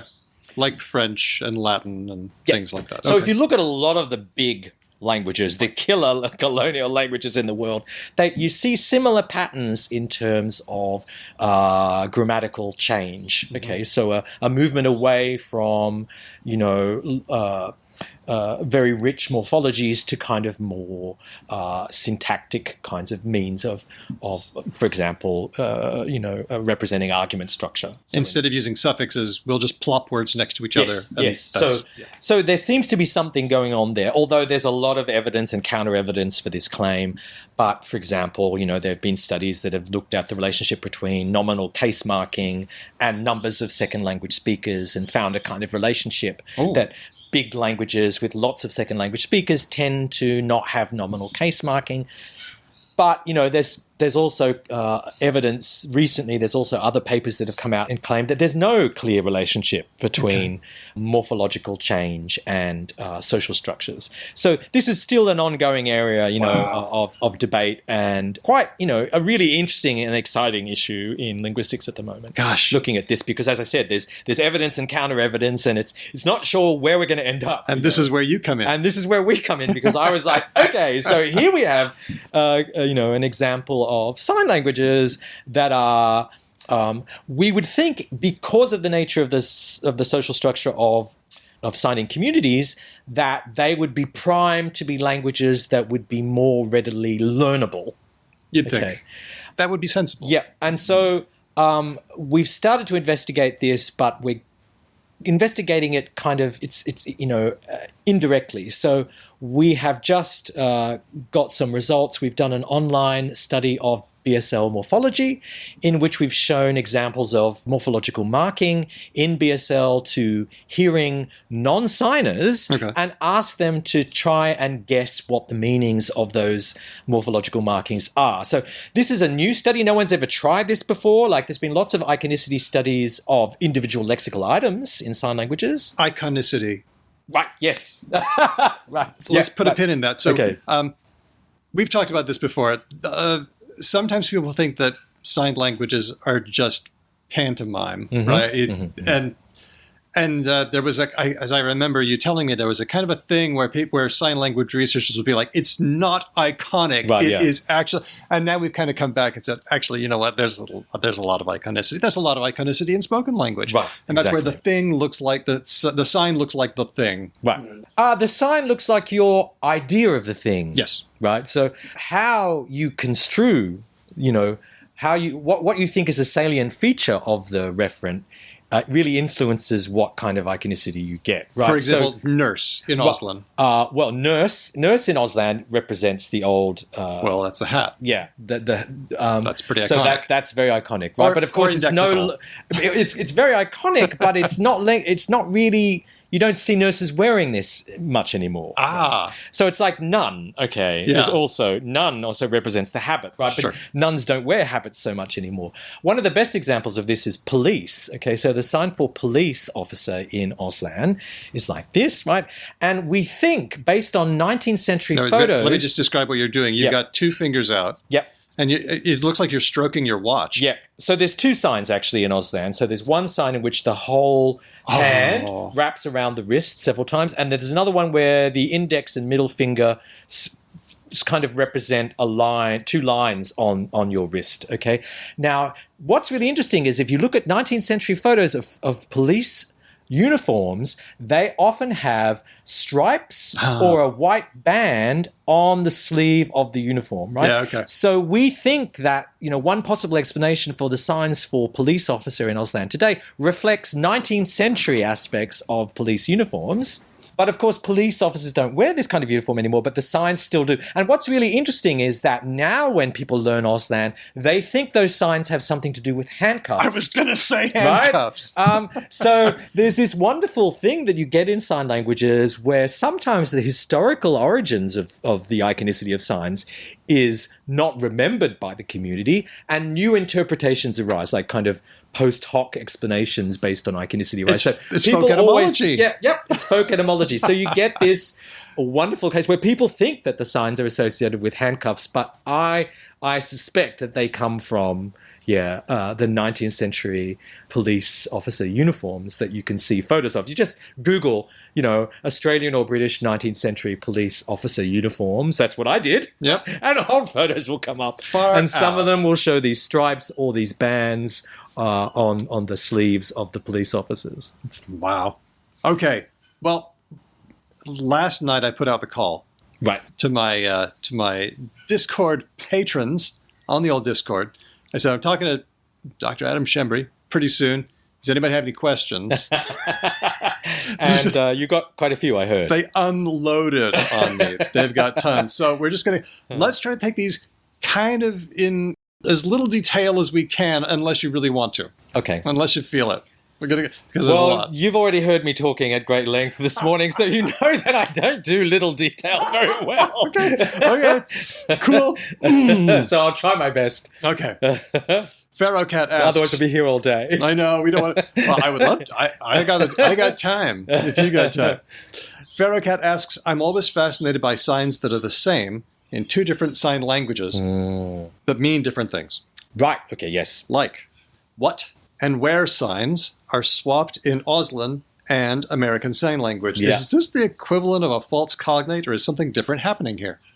That's a really good question. I don't know the answer to that. Okay. It's interesting that, as you said, the where and the what gesture seems very similar to a general palms up gesture. The where and what. So this is where in BSL and what in ASL consist of like the whole hand, palm facing upwards, moving side to side. So the hands out. Yeah. So the hands alternate, moving side to side. Okay. Right?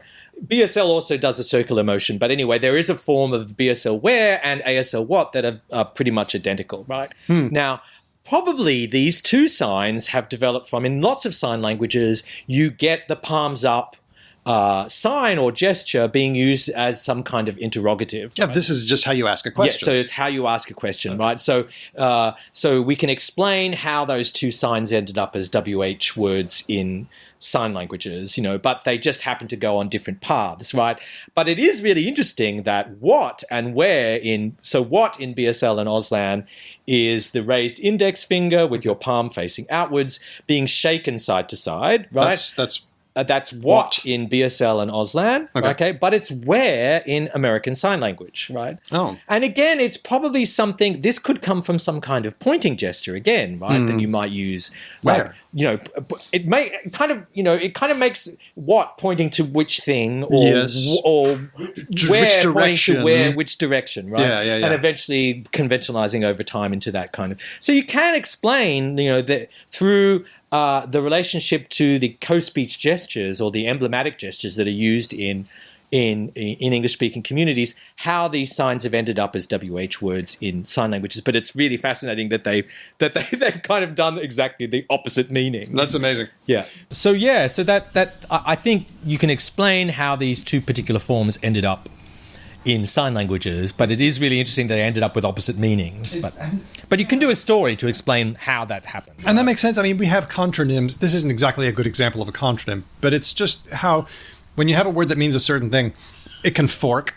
Right. And that's just how we do it. Right. Okay. And also that same sign, the Wiggle index finger being waved, in many European sign languages is a negator. Right. Well, that makes sense. No. Yeah, again, related to the emblem for no that is used in many European countries. So that's in some sign languages, that's a negator, right? Okay. Sean asks, I have a question. So to my knowledge, sign languages are grammatically different to the spoken languages where they come from. This is at least true for BSL and spoken English. They are different. I know this much. Yeah. So if I say in English, monkeys like bananas, in Auslan, I could do that many different ways. I can say bananas, monkeys like. You could, but the default word order would be SVO. Okay. But you can move that around. You can move the order of those signs around. The order is more flexible. But you generally you would mark orders using, for example, brow raise. So if you wanted to say it's bananas that monkeys like, okay, so then you would sign bananas with raised eyebrows and then monkey like. Okay, it's bananas, right? Monkey. Yeah, well, I could do that in spoken English too. Exactly. All right. Right. So it's very similar to the strategies used in spoken English. But thank you. I didn't know that. Yeah. But obviously the precise details of the grammar are different. So you don't have to say it's bananas that monkeys like. You would say bananas monkeys like. Okay. Sean continues, but I'm wondering, do sign languages usually try to stay grammatically similar to the spoken languages for that region? Or can they diverge quite a lot? And Diego follows up with, to what degree do oral languages influence sign language? And I guess my question is, which has a stronger pull? The spoken language that is near it or other sign languages that are around? The spoken language definitely has an influence. I don't think it's a coincidence that SVO is kind of like the default sign order that you find in BSL, Auslan, ASL, right? Although you can get other orders, obviously. But there is there have been studies of the Auslan corpus by Trevor Johnston that show that SVO, when you do have two arguments in a clause, SVO is the more common construction. But where they are different is the fact that, unlike English, they are huge argument drop or pro-drop languages. So actually the most common clause construction in the Auslan corpus study was verb only. Okay, it was verb only. So the arguments like the subject and the object dropped. Now you can do this because some verbs have ways of incorporating information about the argument in their specific structure. Okay. So, for example, there's a subclass of verbs called depicting verbs, in which the hand shape represents the class of referent. Okay, so you would use one hand shape for a person moving, another one for a vehicle moving, another one for a small animal moving. Okay, so you get a hand shape in that, it's called a classifier hand shape by many researchers. Within those constructions, that represents some aspects of the referent, so you don't need to repeat the noun to refer to the referent because there's some information in the verb. Another way is indicating verbs, which use space.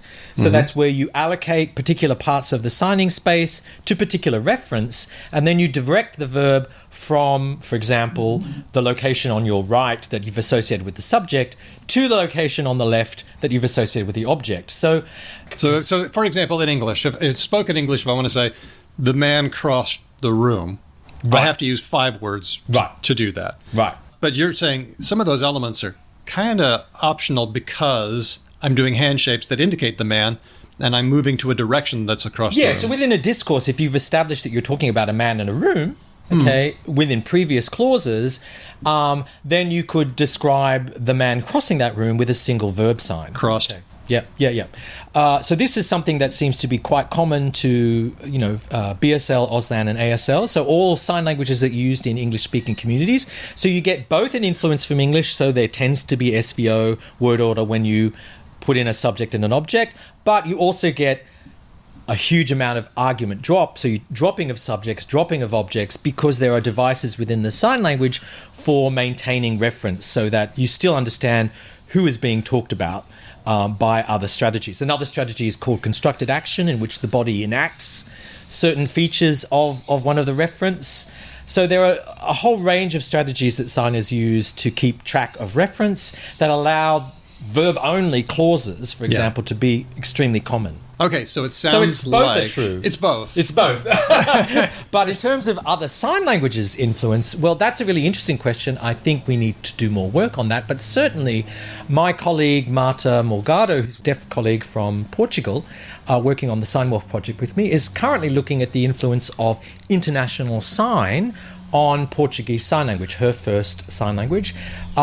There's been work on this topic, so how sign languages influence each other, and it's often most obvious lexically, so you get borrowing from other sign languages. In Australia, we have quite a bit of borrowing from American Sign Language. Yeah, as always. Yep, but it's really interesting because like Auslan and BSL are historically related, but you can see interesting examples of pairs of signs in BSL and Auslan where the Auslan option is a borrowed sign from American Sign Language and the BSL one isn't, right? And that's primarily because we know that, for example, many leaders of the Australian deaf community, before university education became available to them in Australia. So once the Disability Discrimination Act was passed in the 1990s, universities were, basically required to provide sign language interpreting for deaf students, and there was a huge growth of deaf students because there'd been a backlog in the 1990s. Lots of universities experienced this huge growth of deaf students once the legislation had been passed. Prior to that, a lot of deaf activists, so some of my friends, for example, some deaf people that I know in Sydney, went and worked or studied at Gallaudet University in the US, right? Which is the deaf university in the US. So this is still quite common that deaf people from all over the world go to Gallaudet for an education, and what that means is they have to acquire American Sign Language. So they acquired American Sign Language, and then they came back to Australia with some things that they'd learned about in American Sign Language, and those things stuck. So, for example, the sign language interpreter in Auslan is the same as the sign, or similar to the sign used in American Sign Language, because the whole idea of the professionalization of sign language interpreting was something that only developed in the 70s and 80s here in Australia, when the first it became possible to become a certified Auslan interpreter. Mm-hmm. And so a lot of, there was a lot of influence from the American system. They'd already set up certification of American Sign Language interpreters. I think they did that in the 1960s. So they already had an established system in the US. So I guess the idea of this certification of sign language interpreters and the sign for sign language interpreter, came from... No wonder that stuck. Yeah. So that kind of stuck. Right. Whereas in BSL, there's a different sign for interpreter that's not related to the ASL sign. So that, they developed their own sign. So, yes, there's a lot of lexical influences from other sign languages, and some sign languages, in particular American Sign Language, are very very powerful on the world stage in terms of their influence. But also within many parts of the world, there's also a contact variety called international sign. What is international sign? International sign is a highly variable contact variety that results from deaf mobility. So again, if you want to understand international sign, there are a whole host of videos, films about international sign made by Annelies Kusters, who is actually one of the keynote presenters at Sociolinguistics Symposium, Very cool. A deaf professor of sociolinguistics. She did a big project called Mobile Deaf, which is about international deaf mobility, and she looked in particular at international sign. So there's a lot of material you can find online. So if you, again, I can give you references to Annalise's work. I think she's done a series of about 6 films on international deaf contact. But yeah, one of the most interesting things about this is this has resulted in this international sign contact language that's quite variable from place to place, from context to context, but which is very successful, means that deaf people use to communicate across language barriers. And the thing about it is, of course, is that from a lifetime experience of communicating with us hearing people, right, deaf people are actually extremely good at overcoming language barriers. So it's kind of weird that people often say, when they find out that there are lots of sign languages around the world, some hearing people go, but that's such a shame, right? And you go, well, no, actually, deaf people are amazingly good at communicating across language barriers, and there is this system of international sign that it's primarily, that has developed as a result of language contact. So, but international sign itself is influencing individual sign languages. So this is what my colleague Marta Morgado is looking at. She's looking at the influence of international sign on younger deaf people in Portugal, because younger deaf people use Instagram Live and lots of other types of social media that allow you to share videos, and there's a lot of international communication across different signing communities that uses international sign, and some of this international sign, she's finding younger deaf signers in Portugal thinks really cool, and they incorporate it into their Portuguese Sign Language, right? Oh my gosh! This is so great. So she's done some great research that talks about Portuguese Sign Language version 2.0, which is what the young people are calling this new variety of Portuguese Sign Language that's influenced by more international context. So we're seeing this happening. I mean, I'm talking specifically about research on Portuguese Sign Language because this is what Marta is working on, but we know that this is the case for many, many signing communities that are increasingly using social media to communicate internationally. Ready for the next one? Yep. Diego asks, are there many signed language isolates? Quite a lot, yes. Yes, there are. More than a higher percentage that's spoken? Really hard to say because, the whole area of sign language families is a huge area of, under-researched areas. Do you know what? I didn't do a good job of explaining that question because somebody might not know what an isolate is. Yep. So an isolate is, for example, Japanese and Korean are typically considered a couple of isolates where they don't seem to relate to any other living languages. They were once part of a Basque in Europe, for example. Basque is a great example. Yeah. That once part of a huge language family. All the other branches have died out, leaving only that one. It doesn't seem to be related to any other language that we know. And you're saying there are lots of sign language isolates. We really don't have a good answer to this question, but, it's quite clear that there are some families of sign languages that fit into similar patterns that we understand from spoken language families. Mm-hmm. So, for example, the sign language is related historically to BSL. So, Auslan, New Zealand Sign Language. I can talk confidently about those three varieties being historically related because we know the history, how white settlers took British Sign Language brought it to Australia and took it to New Zealand.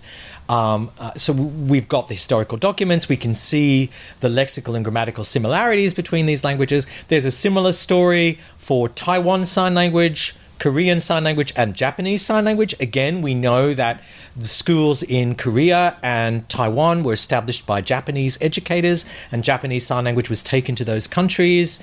So we've got these two families are completely unrelated to each other, but it seems quite clear that these sign languages fall into a family-like pattern that we know from spoken languages. But when it comes to other sign languages, the picture is really unclear. There are lots of sign languages that have been influenced by LSF, Langue des Signes Française, French Sign Language, but we don't really know.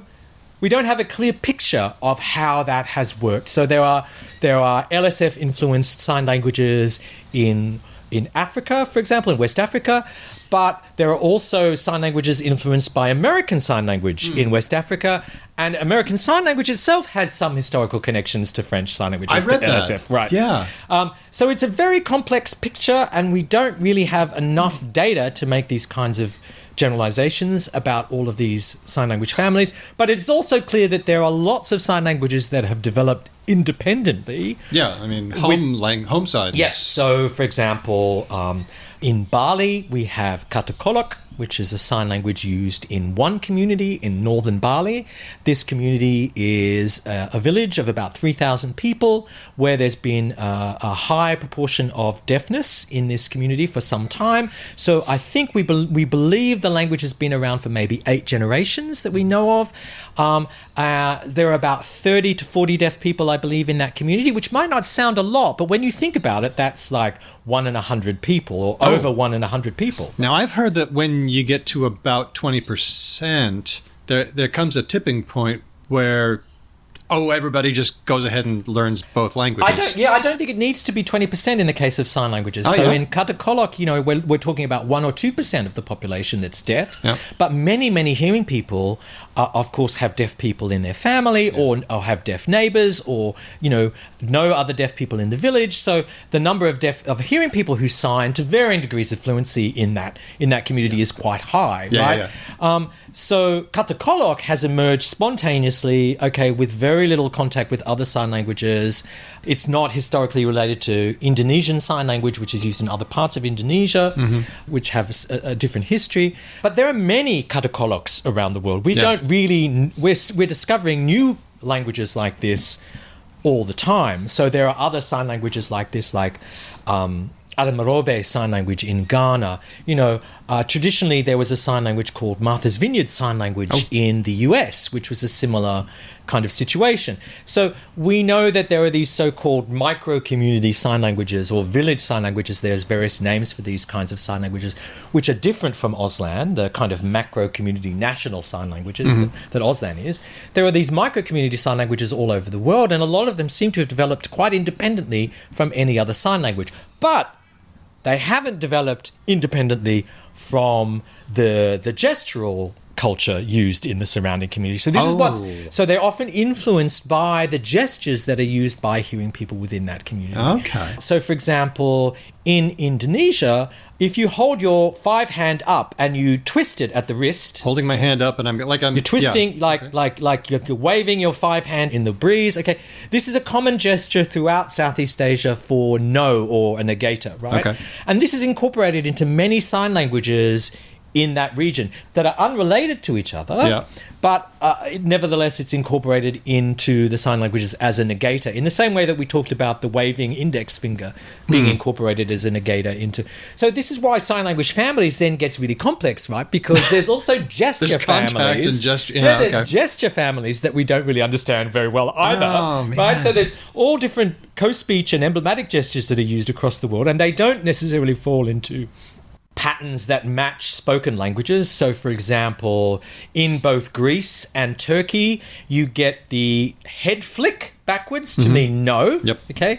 And obviously Turkish and Greek are not related spoken languages, but there's a gesture kind of Sprachbund.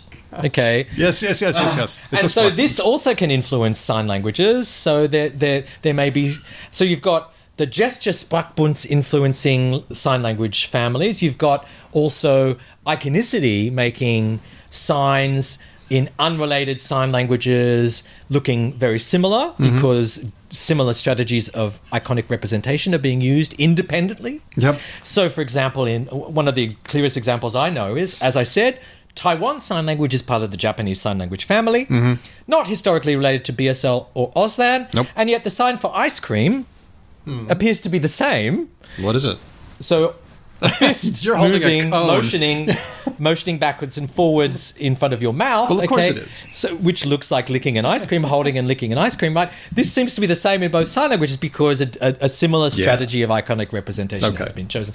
So this is why the area of sign language families is hugely complicated. This just makes my head spin. There's so much going on. There's so much going on. So this is why no one's really got a clear idea about this. I said apart from some clear examples like the British Auslan New Zealand Sign Language family. We love those. Yeah, Trevor Johnston and I created an initialism, BANS, or British Australian New Zealand Sign Language. Yeah, what's BANSL? I just found out about this yesterday. To refer to this group of sign languages. Oh, okay. But we've stopped using it primarily because it was widely misunderstood. This is the problem that linguists have, right? Sometimes we just make up a term or a word to refer to I can give you another reference. So a paper by Nick Palfreman and myself in the Journal of Sociolinguistics looks at this issue of naming languages, naming sign languages, and how many hearing linguists have just forged ahead and given names to sign languages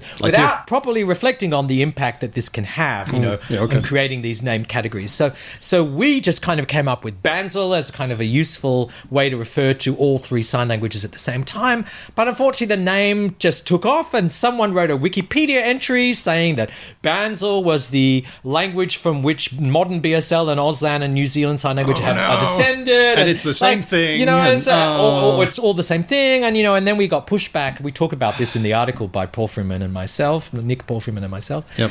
I didn't realize I created this monster where suddenly deaf people from all three communities are going, hey, what's this BANSL thing? Why are you calling our sign languages by this one term? All of the three sign languages are their own sign languages with distinct histories, And so I've stopped using it because of obviously understandable pushback from deaf communities saying, why have you just renamed these sign languages? We've already got names for our three varieties, thank you very much, and we're quite happy with those. But it was a useful label. It was a useful language to talk about shared properties between all three varieties, but unfortunately it took on a life of its own, something that we didn't intend. Oh, stay in your lane, this hearing is about guy. Staying in my lane, yes. And this is a problem. I mean, it's a real problem that you have as linguists. Like when you're studying previously undocumented linguistic varieties, and you might be one of the first people to do that, it can have a huge impact. So as I was talking about,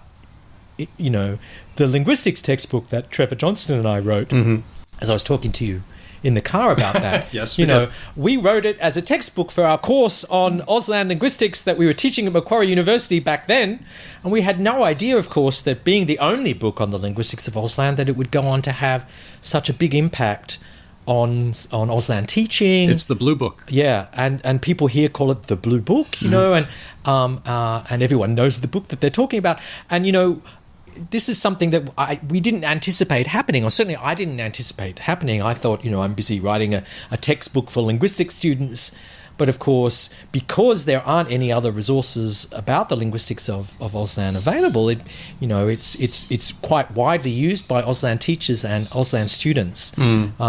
So this is an issue for people working on language documentation. About the relationship you have with the communities and making sure you stay close. Yep. To the needs and the wishes of that community. That's a good lesson.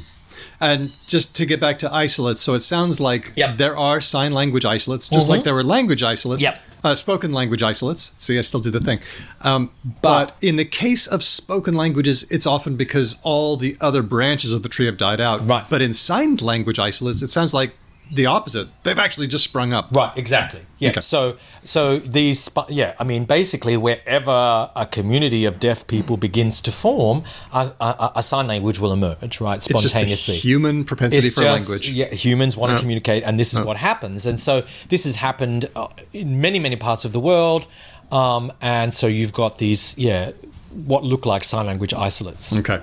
Diego has also asked, how many, if any, linguistic features tend to be universal across signed languages? And I'm going to guess that where we do find them, it's because they're iconic. That's just a really good way to do the thing, like with ice cream. Or because of contact, or just, what do you think? Yeah, this is we can't answer this question because we don't have all the data in. Okay. Right? Okay, so what are the broad patterns? What seems to happen? Well, if you look at for example, the sign languages that I know best, that I'm most familiar with, the sign languages that have been most documented. So these, of course, are many European sign languages, American Sign Language, Auslan, etc., New Zealand Sign Language.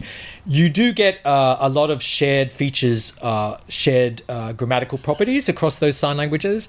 So some of the things I talked about before, the use of a particular hand shape, a classifier hand shape in verbs to refer to a class of entities. Mm-hmm. That's quite a widely used strategy in many documented sign languages. The use of space to show argument structure, to show who is doing what to whom. This over here and that over there. Yeah. Mary over here and John over there. Mary on my right, John on my left. Yep. And then directing the sign ask from the location associated with Mary to the location associated with John. That makes sense. Mary asks John. Yeah. Right. So that strategy again is wide. But I'm not going to say these things are universal because we don't really know. We don't have the data for all sign languages. There do seem to be some documented sign languages that don't make a lot of use of the classifier handshape system. There do seem to be some sign languages where it's been claimed that they don't make use of space in the same way. So we're still very much early days in terms of what we can certainly talk about some widely shared grammatical features. Iconicity seems to be very powerful across all sign languages, right? Visual iconicity seems to be very powerful. Yeah. But in terms of grammatical strategies, we can certainly talk about some grammatical principles that are widely shared across many documented sign languages and that are also present in international sign, right? Yeah, okay. Well, these things are strategies then. Yeah. I mean, it reminds me of spoken languages where we say, are there universals? From a Chomsky perspective, you would say, there must be because it's all part of the human language faculty. But it seems more like there's just a bunch of strategies and nobody uses the same pile of strategies. I'm much more, I guess you get lumpers and splitters in linguistics, right? So you get the lumpers who are kind of like the universal grammarians who are interested in how much spoken and sign languages resemble each other. Yeah. And then you get the splitters, the language diversity guys who are interested in the differences, right? And very rarely do you get people who, I'm kind of interested in both, but I'm not certainly someone who thinks... I do think that if there are shared properties across the world's spoken and sign languages, they probably relate to shared features of cognition. I think so too. Yeah. I think so too. But also in the case of sign languages, there seem to be shared, quite common strategies that involve the use of visual representation, like iconicity, that involve the use of space, that involve the use of the body, so embodied kinds of representations. These are quite common across spoken languages, sign languages. But I think it's really important to remember that some of these strategies are also used in co-speech gesture. That's what's really interesting. Yeah, right? okay. So we get pointing used by speakers. Yeah, we do. We get enactment, people. So, when we use quotative like, how often do we use a facial expression or a body enactment instead of actually directly quoting them? We say, she was like, that's frowning, not too keen to go to the party, right? Yeah. Frowning. So she was like, frowning. And so a lot of these strategies are shared between signed and spoken languages. As you'd expect. But again, we need to understand more about the multimodality of spoken languages, as well as know more about the grammatical features of different sign languages before we can really answer this question. Okay, thank you. This one's from Wolf about sign language syntax. Right. Okay. Over the past year, I've been learning some Israeli Sign Language as well as some American Sign Language, which are actually distantly related but very much mutually unintelligible. And I've noticed something interesting, a lot of reliance on forming sentences by asking a rhetorical question and then immediately answering it. So here are some examples. A series of comedy videos called Animal Corner, where the host introduces each video by saying, "Hello, everyone. Here, corner animals. Subject which? Lion or some animal." Yeah. What's the subject? It's a thing. Hebrew subtitles on a video. Time, place, where? New York. Yeah. So Wolf says, I don't have any examples from ASL off the top of my head, but I'm pretty sure I've seen this kind of sentence structure used there too. Is this way more common in sign languages than it is in spoken? Yeah, I can't really comment because we'd need, corpus studies to really determine this. I know that in conversational BSL and Auslan, you see this strategy far less than you see it in kind of presentation genres. Okay. So if, for example, I think it's very genre specific in sign languages. So for example, in lectures or in explanations, you might get this used a lot, and it's a way of it's a focusing strategy. It's a way of focusing on the new information, for example, in a clause. So it's sometimes called a pseudo-cleft construction rather than a rhetorical question structure. But it's used a lot in, and it's not. I'm not surprised that he's seeing it in videos of sign language. It's a they. Because Wolf is a they. Okay, so they are seeing it in videos because that is where.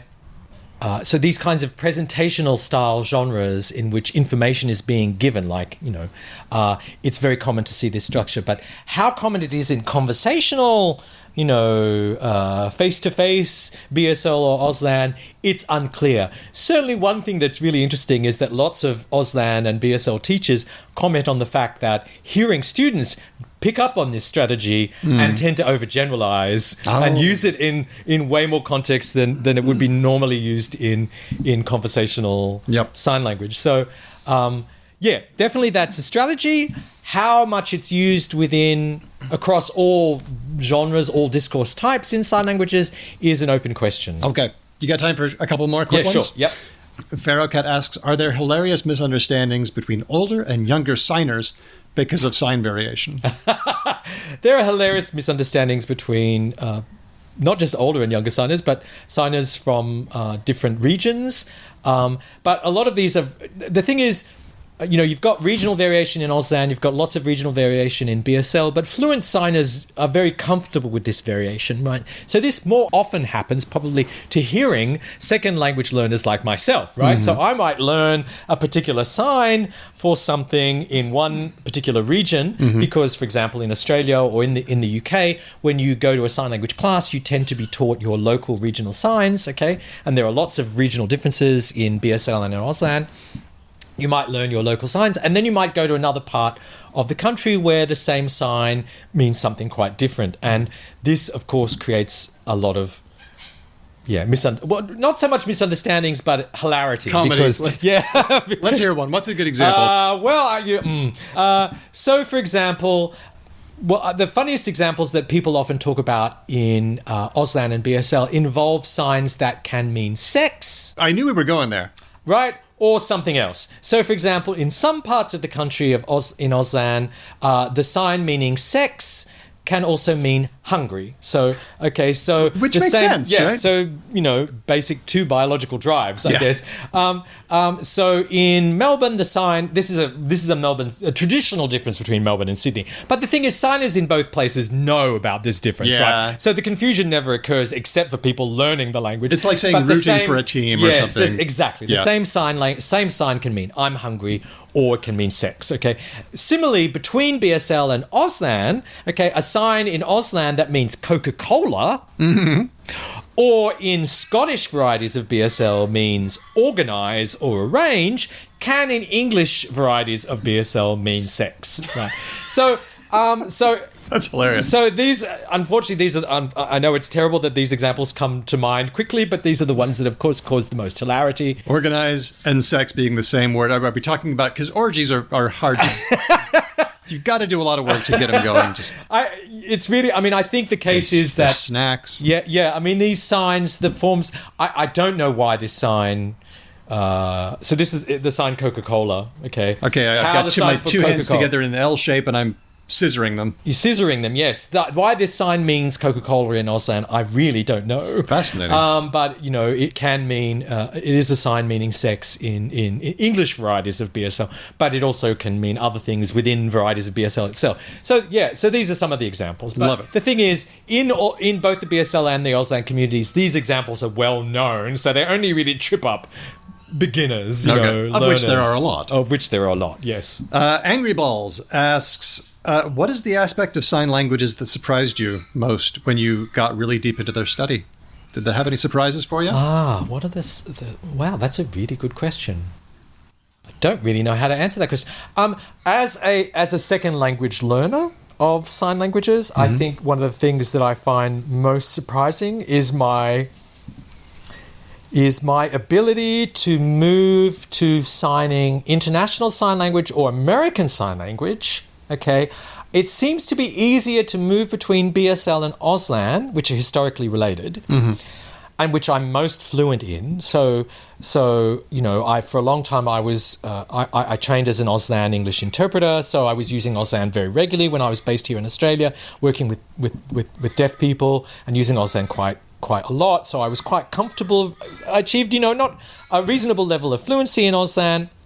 And then I moved to the UK, and then I, worked a lot with deaf people there, and I've been working with the deaf communities there, and so I've achieved I'm doing my level 6 BSL. I'm doing a class, level 6, that's the highest level that you can do in BSL, so I'm hoping to get my level 6 qualification in BSL, which is the highest level around, so I'm doing a class at the moment in Birmingham. It's great, I'm learning lots, but what I find really difficult is shifting between BSL and Auslan. So I've given a couple of presentations to the deaf community here in Australia, and it's really super hard. Even though Auslan was my first sign language, it's really hard to switch back into Auslan without interference from BSL. And I think I could do this better if I did it more often. I don't move between the signing communities often enough, but it's really tricky. I find it really tricky. Whereas when I'm in international context and I might be using American Sign Language, and I kind of have beginner to intermediate American Sign Language and beginner to intermediate kind of levels of international sign, I find it don't get mixed easier. Yeah, I don't know whether it's related to the fact that I'm a bit more fluent in BSL and Auslan than I am in these other varieties, so it takes more concentration. But I'm just constantly surprised at how bad I am at Auslan these days. Right? Whenever I stand up and give a presentation to the Australian deaf community, they're like, what's up with your Auslan? Like, didn't you write a book or something? Didn't you write a book about it? I mean, it's not... I suppose I shouldn't be surprised, because I am... These are my additional languages. Like, my first language is English. And if I think about it, I also struggle with lexical differences in British English. I forget that it's not capsicum and it's not eggplant. Yeah. And that these things that I'm wearing over my legs are my pants. I forget that pants means underpants in the UK, and these things that I'm wearing are my trousers. Yep. And the thing that I'm wearing on a hot day is called a vest, not a singlet. Yeah. So I slip up, but it's particularly with vegetables. Like, I just can't call. I'm sorry, but what kind of word is pepper? I don't know. A pepper. Capsicum is such a useful word, right? It is. It's an amazing word. What about the monitor? We've talked about work by Mark Ellison and Louisa Michelli about doppels. And when you want to say a word, but it's really close or it's the same as the other word, and your brain goes, no, don't say that one because that's the same. Oh, no, actually, that is the right one. Say that. And I think another surprising thing about an under-researched area is proprioception. So the physical feedback, is that the right word? Am I saying that right? I think so.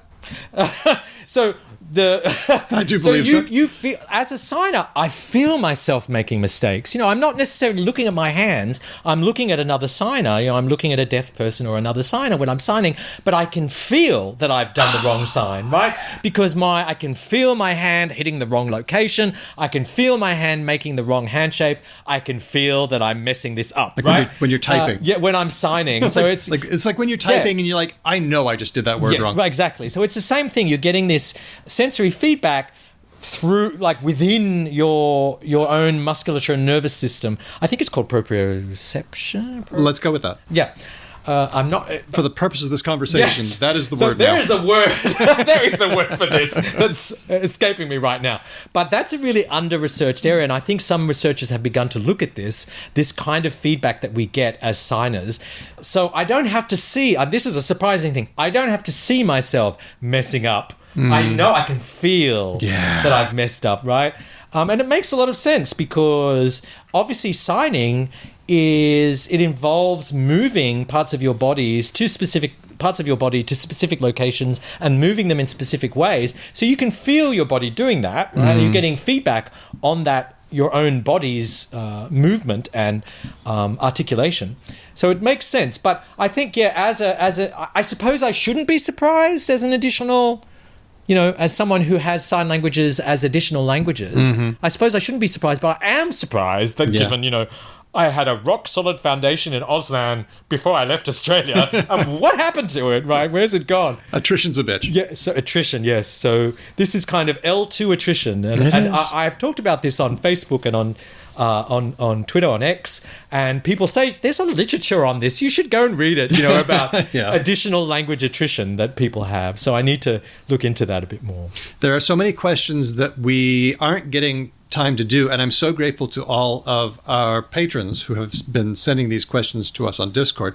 I do have one more, though, from me, and that is people who work in the Lingcom space, people who do linguistics podcasts. What could we be doing better than we are so that deaf people can enjoy our shows? What would you like people to do? I would love to see more linguistics and language podcasts providing transcripts, but also providing video. I know that, for example, other podcasts have, when they've had they've invited deaf researchers onto the podcast, that they've used video, they've recorded, done a Visio presentation, they've recorded a video interview with the deaf signer.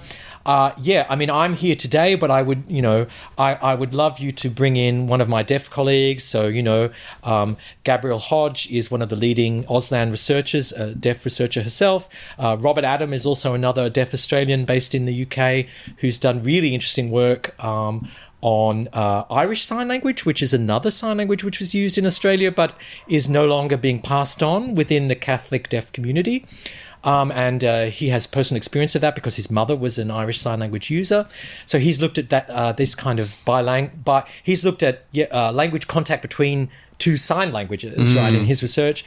Gab Hodge has done lots of research on Auslan grammar, so it'd be great for her to come on the show as well. Annalise Kusters, who I mentioned, she's here in the country at the moment, but she's Professor of Sociolinguistics. She's the first deaf professor in the UK in our field, and she's done wonderful work on international sign, so she's really someone you should invite back to talk about international sign. So I would love to see, more of my deaf colleagues being invited to talk about sign languages and about their research, in podcasts. I mean, I love podcasts myself, especially a lot of the linguistics podcasts, but, I don't share links to podcasts on X or on Twitter or on Facebook unless I know that they are making themselves accessible to my deaf colleagues. unless they are providing transcripts, unless they are providing, video interviews with a sign language interpreter or with a deaf person signing, and being interpreted into a spoken language. And unfortunately, a lot of my linguistics colleagues do podcasts without any accessibility built in. And I just, that's really disappointing. And so I really would love to see accessibility for deaf and hard of hearing colleagues, and also, more interviews with deaf and hard of hearing colleagues. We will do those things, and when we do, we will get to the rest of these questions with them. But for now, we are talking to Dr. Adam Schembri, Professor of Linguistics at the University of Birmingham. Adam, I am so grateful to you for coming and making your time available. Thank you for inviting me. It's been great. So fascinating. Thank you so much. It's been great. Thank you so much.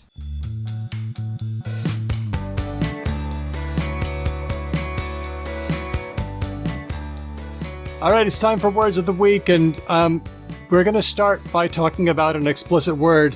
It's the C word, which is being used in a novel way. But if you don't want to hear that word, just close the door behind you. Thank you very much. So, the word of the week this week is serving cunt. I am surprised we haven't had this one before. This is old usage. This is like at least a decade. This is not new at all. We're talking from about 2011 at the latest, probably far older. But it's new to me, and so I'm going to put that out there by saying this is not new. It's from drag culture, me not being a part of that community. I'm just finding it. I'm like, wow, that to me sounds like a really novel use of cunt. Of course, I'm aware of other uses of cunt. For example, in Australia, we talk about a guy being a cunt. You can be a good cunt, a shit cunt, reliable cunt, a good cunt, a lovely cunt. lovely cunt. Yeah. Lovely cunt. Yep. Absolutely. Let's talk about what it means. What does it mean to serve cunt? It means to be very, very confident. Yes. I think it's definitely involved.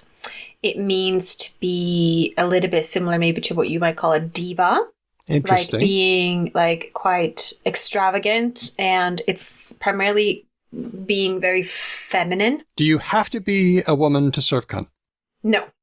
Interesting. But it gives a feminine energy. And diva, what's another way? It is a bit related maybe to, like, it doesn't need to be being a good person. Right? You can be a bit bitchy. What else is involved in serving cunt? I mean, it is something people say when someone's doing some sort of, performative thing, like someone's on stage or they're performing in some sort of way. But it seems like they're excelling as well from what I see in the definitions. They are killing it online. Yeah, exactly. Yes, they're doing very well at this thing. They're doing very well at exuding this kind of like sort of very confident, diva-ish, very feminine persona. They're doing it very well.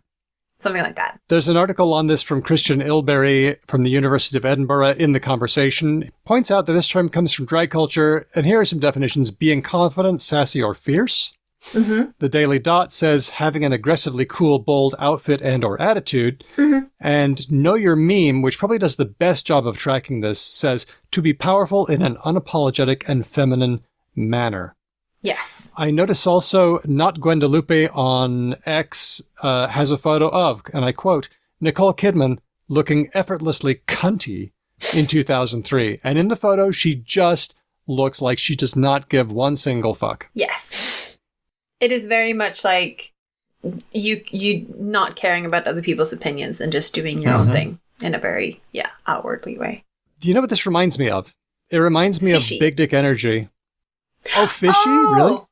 No, I was going to say that it's sort of complementary to fishy because fishy involves also feminine energy, but in a different way. It doesn't have to be as aggressive. Really? Yes, okay. I would say. I am also not a drag queen, so... No. In my lexicon, if something's fishy, it means it's a story that you probably shouldn't believe, right? Oh, there's that meaning as well. But there is in the drag community, as far as I can tell from drag shows, fish... Okay, so guess how fish is connected to feminine. Oh, God. No, I understand exactly how it's connected, and I don't want to say it. All right, fair enough. Yeah, okay. That's why we have you on the show, Hedvig. You can say it. Fair enough. That's all right. the listener may draw the appropriate inference. Yes. But people used to say, oh, big dick energy. Yeah, it's about, being quietly confident, having big dick energy. But you can have big dick energy even if you don't have a dick. Rihanna has big dick energy. And remember how we would say we would have that discussion? But now people are saying, oh, no, you can absolutely serve cunt even if you don't own a vulva. That works. It's degendered. So I think it's a neat symmetry that we have these two That's true. body part references that involve quiet confidence and that can cross over to any gender. That's cool. You're right, because you can serve cunt, I think, without necessarily being loud about it. I'm trying to think. I'm trying to think of how they're different. Why is quiet confidence so damn attractive? Why is that? Well, mystery in general is attractive because, you know that saying, like, rather have people assume you're an idiot than speak and remove all doubt. Like, reduce Guarantee all it. doubt. Yeah. Mm-hmm. Like, if someone, I've thought about this because I have a friend who's very mysteriously cool and I always want to be like her. And I try for like 20 minutes and then I'm like, blah, blah, blah, blah. Like, I can't. Like, it's not it's impossible. But I think it's that like, if you don't know what's going on in someone's mind and you think they're a little bit cool, you assume what's going on in their mind is super cool. Yeah. Exactly. And backed up by strength as well. I feel like that's part of it. I always think of that one samurai in the Seven Samurai who goes and infiltrates the brigand camp, kills them all, and then comes right back home and sits down after that flurry of activity and is quiet and calm and alert. There's a nice case of this in the TV series made from the book Musashi by Eiji Yoshikawa. In the book Musashi, these ruffians come in to object to Musashi. They say he's making too much noise, disturbing them, where they really just want to hassle somebody and have a fight. And then at some point, Musashi's not really replying. He's just nodding while they're talking. And at some point, one of the ruffians notices that he is plucking flies out of the air with his chopsticks. And they then suddenly become very polite and they excuse themselves and back away. Wow. That's very Miyagi. Yeah, it's very quietly confident. Yeah. Let's go to our next one. Information sensibility, which is a terrible term. I'm going to try to find a better one. This one was suggested by my dear son, Zach, who said, check this out. It's about how do you decide if some information is correct? How do you know if some information is true? And I think that in the classical sciencey way, we would know how to do that. You look at the claims, and then you evaluate the evidence for the claims, and that would be, how you're... That's one way to do it. But this is an article in Business Insider from Adam Rogers looking at how Generation Z people are evaluating their information. Talks about work from Jigsaw. Now, if you haven't heard of Jigsaw, Jigsaw is a Google subsidiary that looks at online politics and polarization.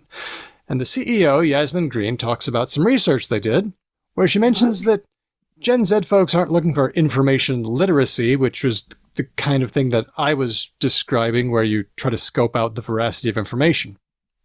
Instead, they use what Green calls information sensibility. Okay. Here's how it works. They don't read long articles. They spend most of their time in time pass mode, where they're sort of scrolling. But then when they hit some information that they want to evaluate, they don't necessarily go in depth. Instead, quote, they just read the headlines and then speed scroll to the comments to see what everybody else says. Beth Goldberg, Jigsaw's head of research, says Gen Zers will have a favorite influencer or set of influencers who they essentially outsource their trust to, and then they're incredibly loyal to everything that influencer is saying. Yeah, I can believe that. How does this strike you? I mean, I think that evaluating information is a very effortful task.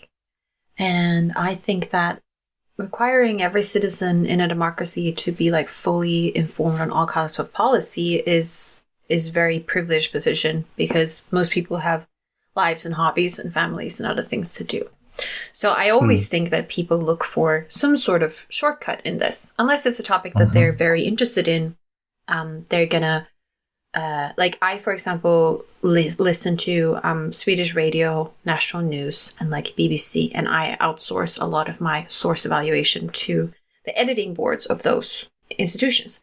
Because I don't know about, Zimbabwe internal politics.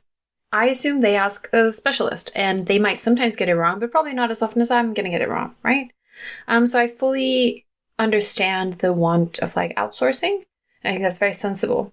I have to say that I hope they pick good influencers for that, and I hope they don't pick the same influencers for everything.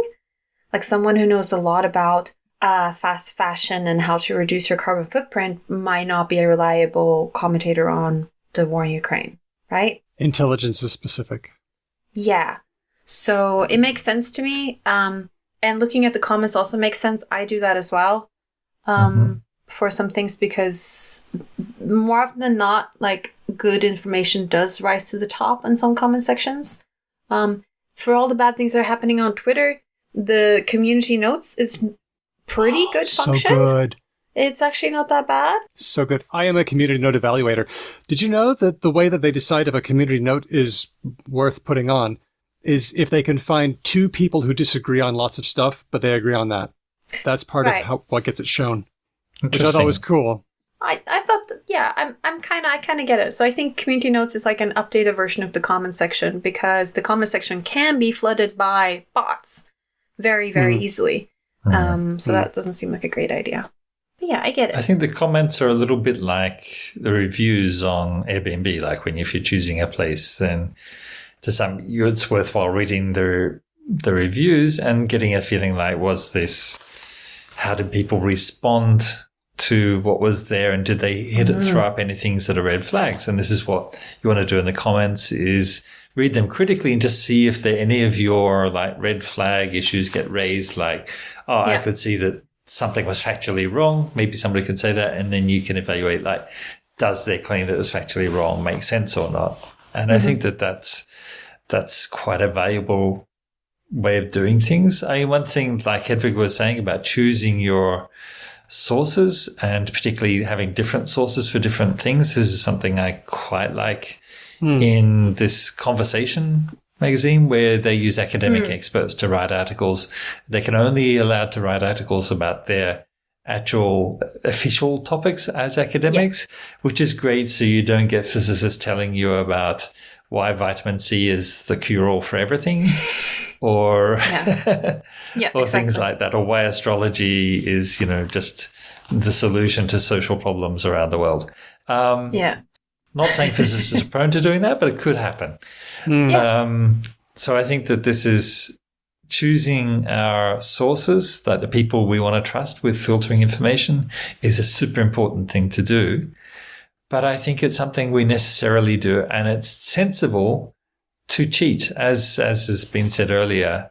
Laziness is the way we can navigate our way through life. It's like being efficient with our effort. And part of that is looking over the shoulder of other people we think might be able to understand things better and see what they're looking at. This is something that was a shock to me when I lived in Poland, because we have distance requirements when you're out in public, and in, let's say, Australia, that were a little bit infringed upon in Poland, because you look in a shop window and then people just gather around and stare in the shop window over your shoulder to see what was catching your eye. I don't know if that's still true so much, but it was certainly in the 90s. It was a big That's very thing. Soviet. Yeah. It was very fun to manipulate, as just for fun. But I think, how people who sometimes struggle with mental energy will talk about spoons? There's this, I think both of you made that face, and I know that was a campaign at ANU campus, so I don't know how Mark doesn't know it.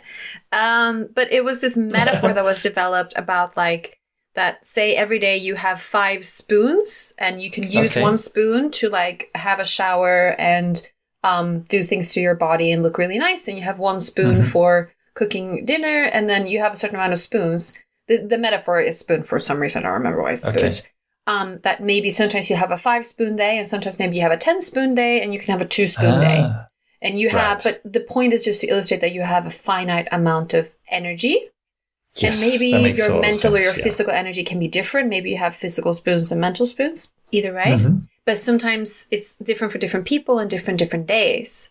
And there might be activities that can give you more spoons during the day. Ooh, maybe. But generally, most activities reduce your number of spoons. And I think that sometimes when people who are very smart talk about information and politics and stuff like that, they sort of assume that people have many more spoons than they do. Yeah. Right? We already have decision fatigue on so many different things. It's so true. So I fully understand. But yeah, I would highly recommend, podcasts are lovely. And if you listen to this, you're probably a podcast person. And there are so many great big news desks that put out like a small little... So there's ABC News Daily for Australian stuff. There is Ekot, of course, for Swedish stuff, if you're a Swede. BBC put up a lot great ones. If you live in Germany, the local puts out a podcast called Germany in Focus, which is sort of Germany news for immigrants. I think they're weekly. That's pretty decent. And just, professional journalists are good at filtering information. And I would recommend doing that rather than sort of, as I'm supposing a lot of people are doing right now, sort of scrolling through CNN or BBC News, their actual websites. Pick one of their little broadcasts instead, because then you get a good little smorgasbord. One thing I'd add to that, which I think is a useful experiment to do, is to think about something where you do know a lot about that topic, and look at that in the feed that you're looking at, and just see how does that feed score in terms of its like usefulness or validity in terms of something you do know about.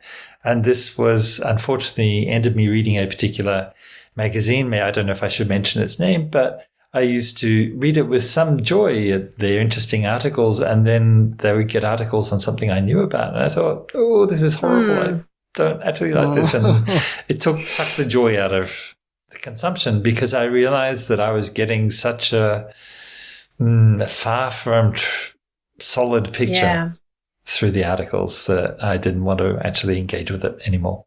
That's fair. Well, this method of checking is being called information sensibility, but I can't remember that name. I don't think that's a very good name. Is there a better name? Maybe something about curation, like you're assembling a team to help you like figure out stuff. Source curation or peer curation?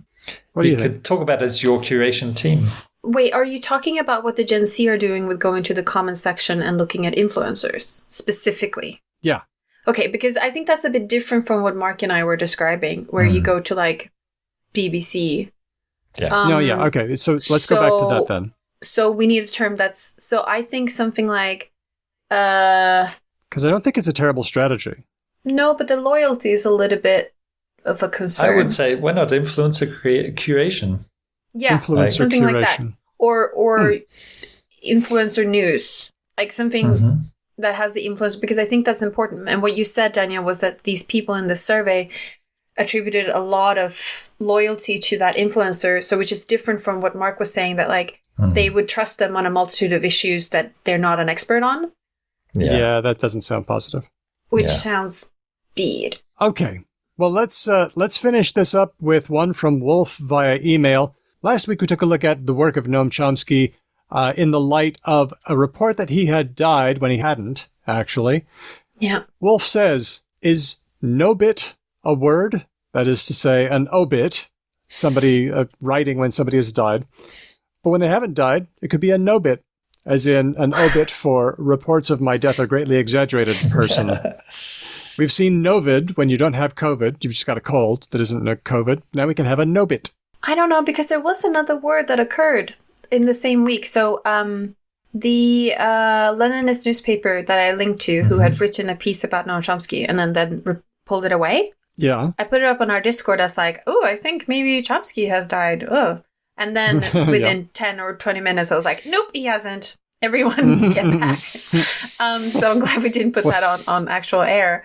But they wrote something, I think they called it a it had memory in it.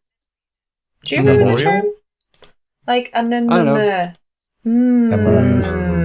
We can combine errata with memoriam. Memorata. Mem errata. Because I don't think no bit is good.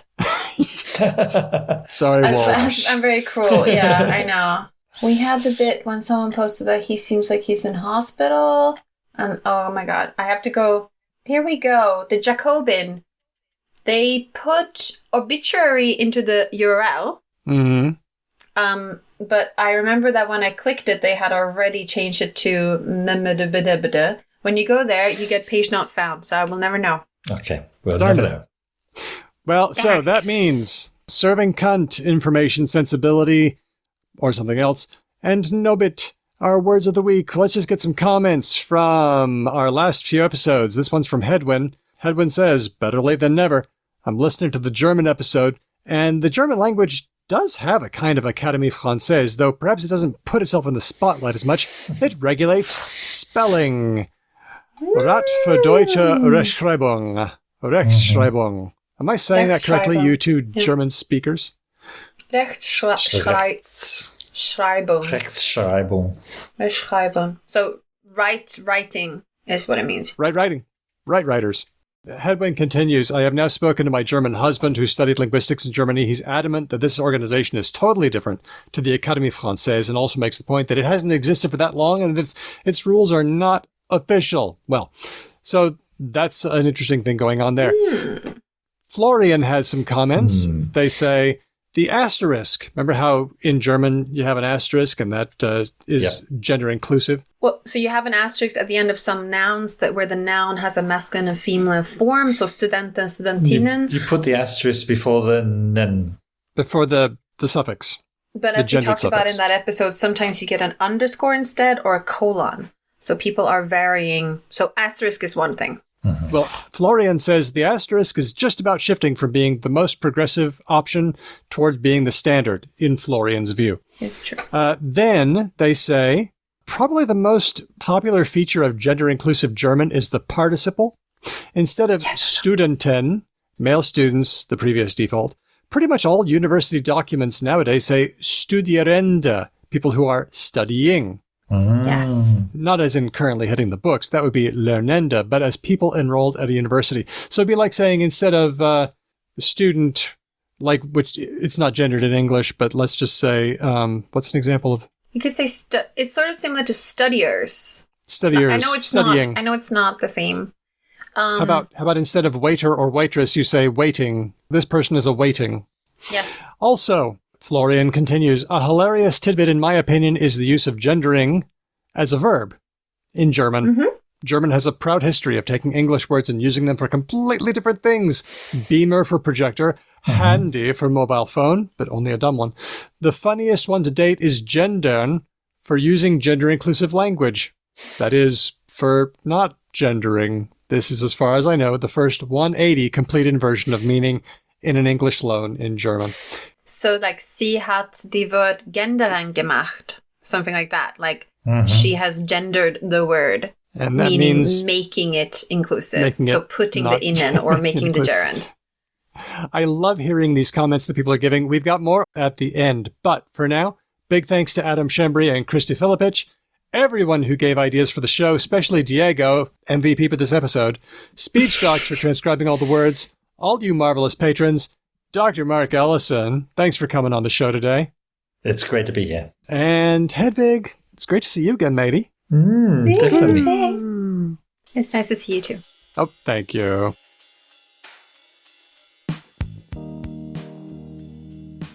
Take it away, Hedwig. Oh, yes. Oh, yeah. Oh, yes, because you already did. Okay, right. Yep. If you like our show, there are multiple things you can do to support us.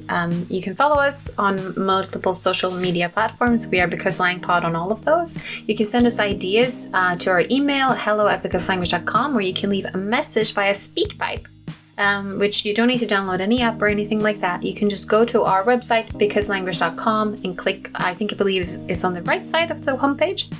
And then you can leave us an audio message, which is really nice because it's nice to hear your voice. You can also tell a friend about us and leave us a review in all the places you can leave a review. I would recommend iTunes and Podchaser. It's two of the top places to leave reviews. Even just one review makes a lot of difference, so it's always nice. And if you do leave a review, you can also be mentioned on the show. Like RNDZVS.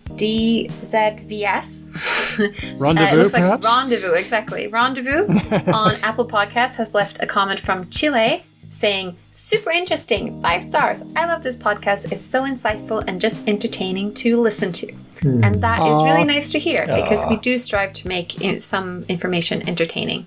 So love that from Rendezvous. Thank you so much. Thanks, Rendezvous. Another thing you can do is become a patron. Patrons help us by giving us a little bit of money, and then we can do good things like transcripts, so our shows are readable and searchable. But depending on your level, you also get lots of perks, Discord access, mail-outs, shout-outs, and by the way, here's a shout-out now. This is our patrons at the supporter level, and I've been doing some pretty wacky ordering, and this time is no exception. Oh, God. Oh, God. Mark, do you know about this? I have just learned this past week. I have learned about the ordering crisis, that apparently there's a shortage of ways to order, and Daniel's solving this by himself. I'm creating more. One person said that they thought that the alphabetic was getting a bit boring, or sorry, the order we had. One person. And I said, boring? I said, that's not going to happen for long.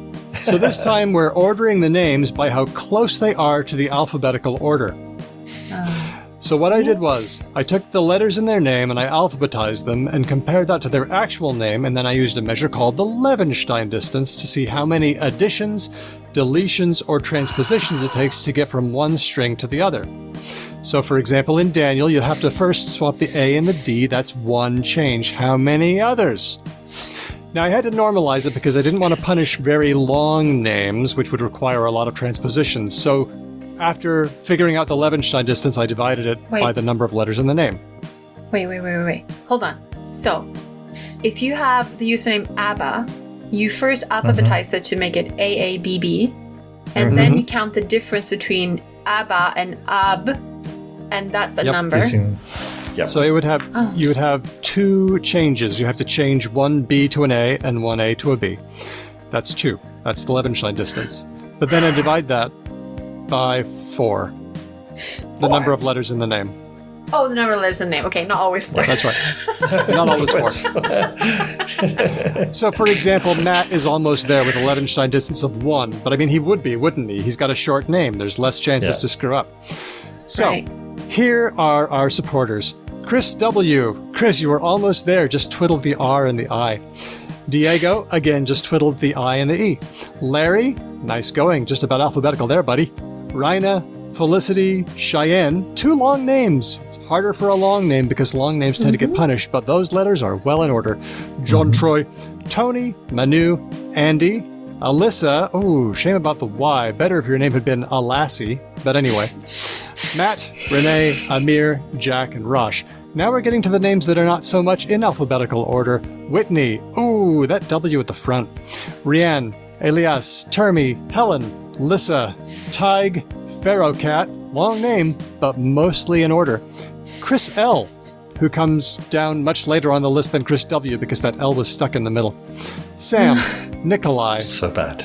Aisha. You think Aisha was pretty alphabetical, but that Y up front? And the A at the end? Ooh. Joanna, Steele, Aria Flame, Margaret, Colleen, Meredith, Andy from Logophilius, long name, held up surprisingly well. Kathy, Lord Mortis. Now here are the names that needed almost as many modifications as they had letters. Kevin, James, Nigel, Keith, Roger, Wolf Dog.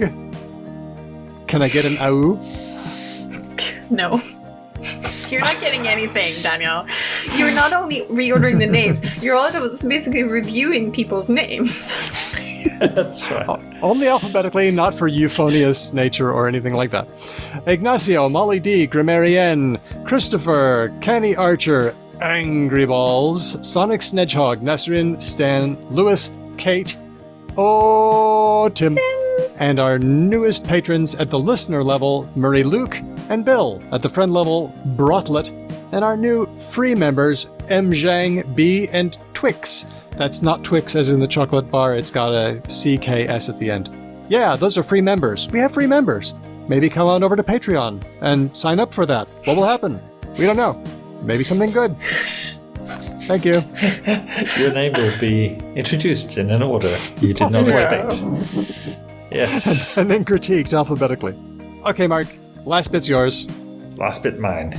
Our theme music was written and performed by Drew Kaplyanov, who also performs with Ryan Beno and Didion's Bible. Thanks for listening. We'll catch you next time, because language. Wow, Mark, Pew, that was really good. well done. Pew. Pew. I was in a hotel in Canada and they had Gideon's Bible. And I was looking into it. And I didn't know that they have a section which is like, if you have problems with X, go to section Y in the Bible. Yeah, that's right. Wow. And I thought that was very smart. What kind of problems? If you have masturbation problems, go to the story of Onan. You could have problems with alcohol, with... okay. I get you. Yeah. Not You could have problems with, like, you don't believe that Jonah 3, verse 15?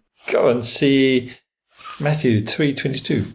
There was something about, like, you struggle with your faith, I think was one. Okay. Okay. But they did have you struggle with thinking about divorce, which I thought was interesting. I was wondering. It basically just says don't get divorced. Oh, that's but the it Bible. does also say, it does point to a which I thought was really funny. It points to a section that says, if you are a widow or a widower, you can get married again. That's very generous. Okay. Which sounds almost like they said, if you're thinking of divorce, just kill your husband. I know Little that's not what loophole they they didn't meant. count on, right?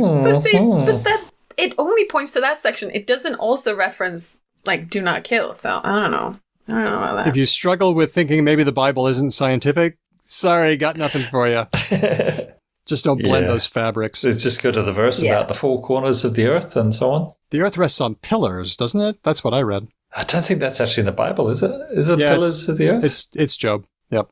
Really? Yeah, Okay. Job 38. Damn. Hey, everybody. Now, in episode 96, Hedvig and I talked about legal versus common definitions of words in Estonian legal precedents.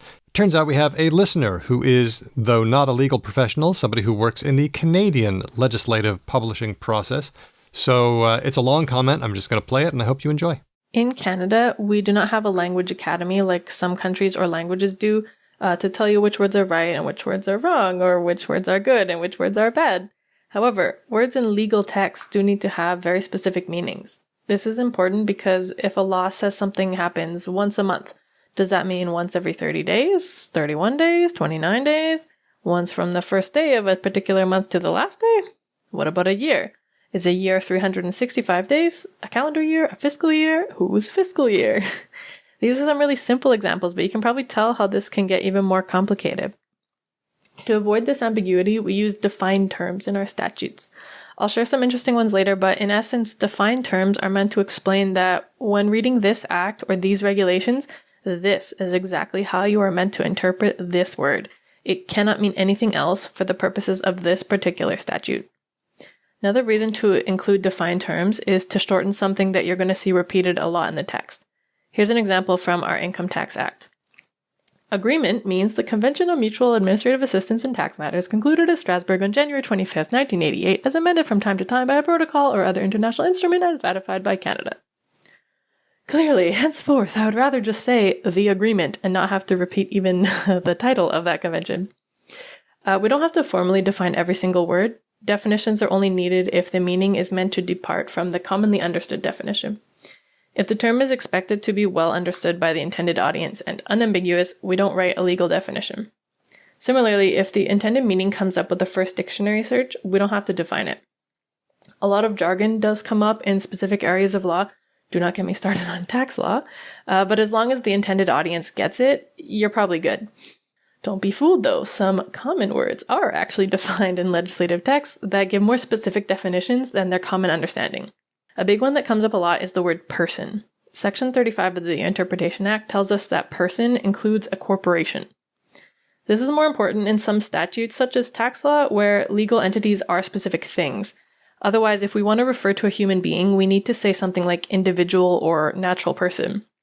Because if you don't do that, whenever you talk about a person, I don't know, needing medicine or something, that could be interpreted as a corporation needing medicine. Another defined term that could actually have a pretty big impact on our entire legal system is the reference to the monarch. we have a lot of legal texts that refer to Her Majesty and the Queen. Queen Elizabeth reigned for a long time, so we have had many, many years to refer to her in our legislation. And then, on September 8th, 2022, the Commonwealth countries ceased to have a queen. Rest in peace. And we immediately became the responsibility of a king. Did all of our laws that refer to the Queen suddenly become obsolete? No, because of a handy definition in the Interpretation Act. It says, Her Majesty, His Majesty, the Queen, the King, or the Crown means the sovereign of the United Kingdom, Canada, and her or his other realms and territories, and head of the Commonwealth. This means that anywhere you might read the Queen or Her Majesty, you can legally read that to refer to whoever the current monarch is instead, and we do not have to take on the Herculean task of amending piles of legislation immediately. One brief final example I have is maybe funny, maybe frustrating, maybe distressing, is the word Indian. This word has a lot of context and baggage and discussion around it that I won't get into, but suffice to say it is not the current most accepted way in Canada to refer to an Indigenous person. We ideally would use the name of a person's specific band, or one of the words First Nation, Inuit, or Métis, or the word Indigenous. Unfortunately, Canada still has an act called the Indian Act, and it is a very large and powerful act that affects a lot of daily life for a lot of Canadians. Furthermore, many legislative texts refer to this act, and not only would it be another Herculean task to edit out all of the uses of the word Indian in the act or other federal legislation that refer to this act, it would be an impossible task to edit every piece of paper around the country that is not under federal jurisdiction that refers to this federal Indian Act. So we continue to use the word Indian in federal legislation. But remember how I said we are expected to use dictionary definitions when a word isn't defined in an enactment? Well, one of the dictionary entries, and in fact the first listed entry in the Canadian Oxford English Dictionary, the one we use for legislation, for the word Indian is a native or national of India. So unless we want a statute to apply to persons from the country of India, we must use a defined term for the word Indian to specify that we're talking about a person to whom the Canadian Indian Act applies and nothing else. Does this solve the problem of using an outdated and sometimes offensive word in our legal texts? Of course not. And I'm not Indigenous myself, so I cannot speak to how people actually feel about this. But to me, adding that definition is a tiny step to show that this is only a legal term and not accepted in plain language. So those are all my examples. I hope it wasn't too dry and legalese. We're always aiming to adjust and modernize language in our Canadian legal text, but hopefully I provided a bit of context as to why it can be a really difficult process. So we have these crutches of defined terms to help bridge those gaps. Now, don't get me started on gendered pronouns in legislation, but that is maybe a topic for another day.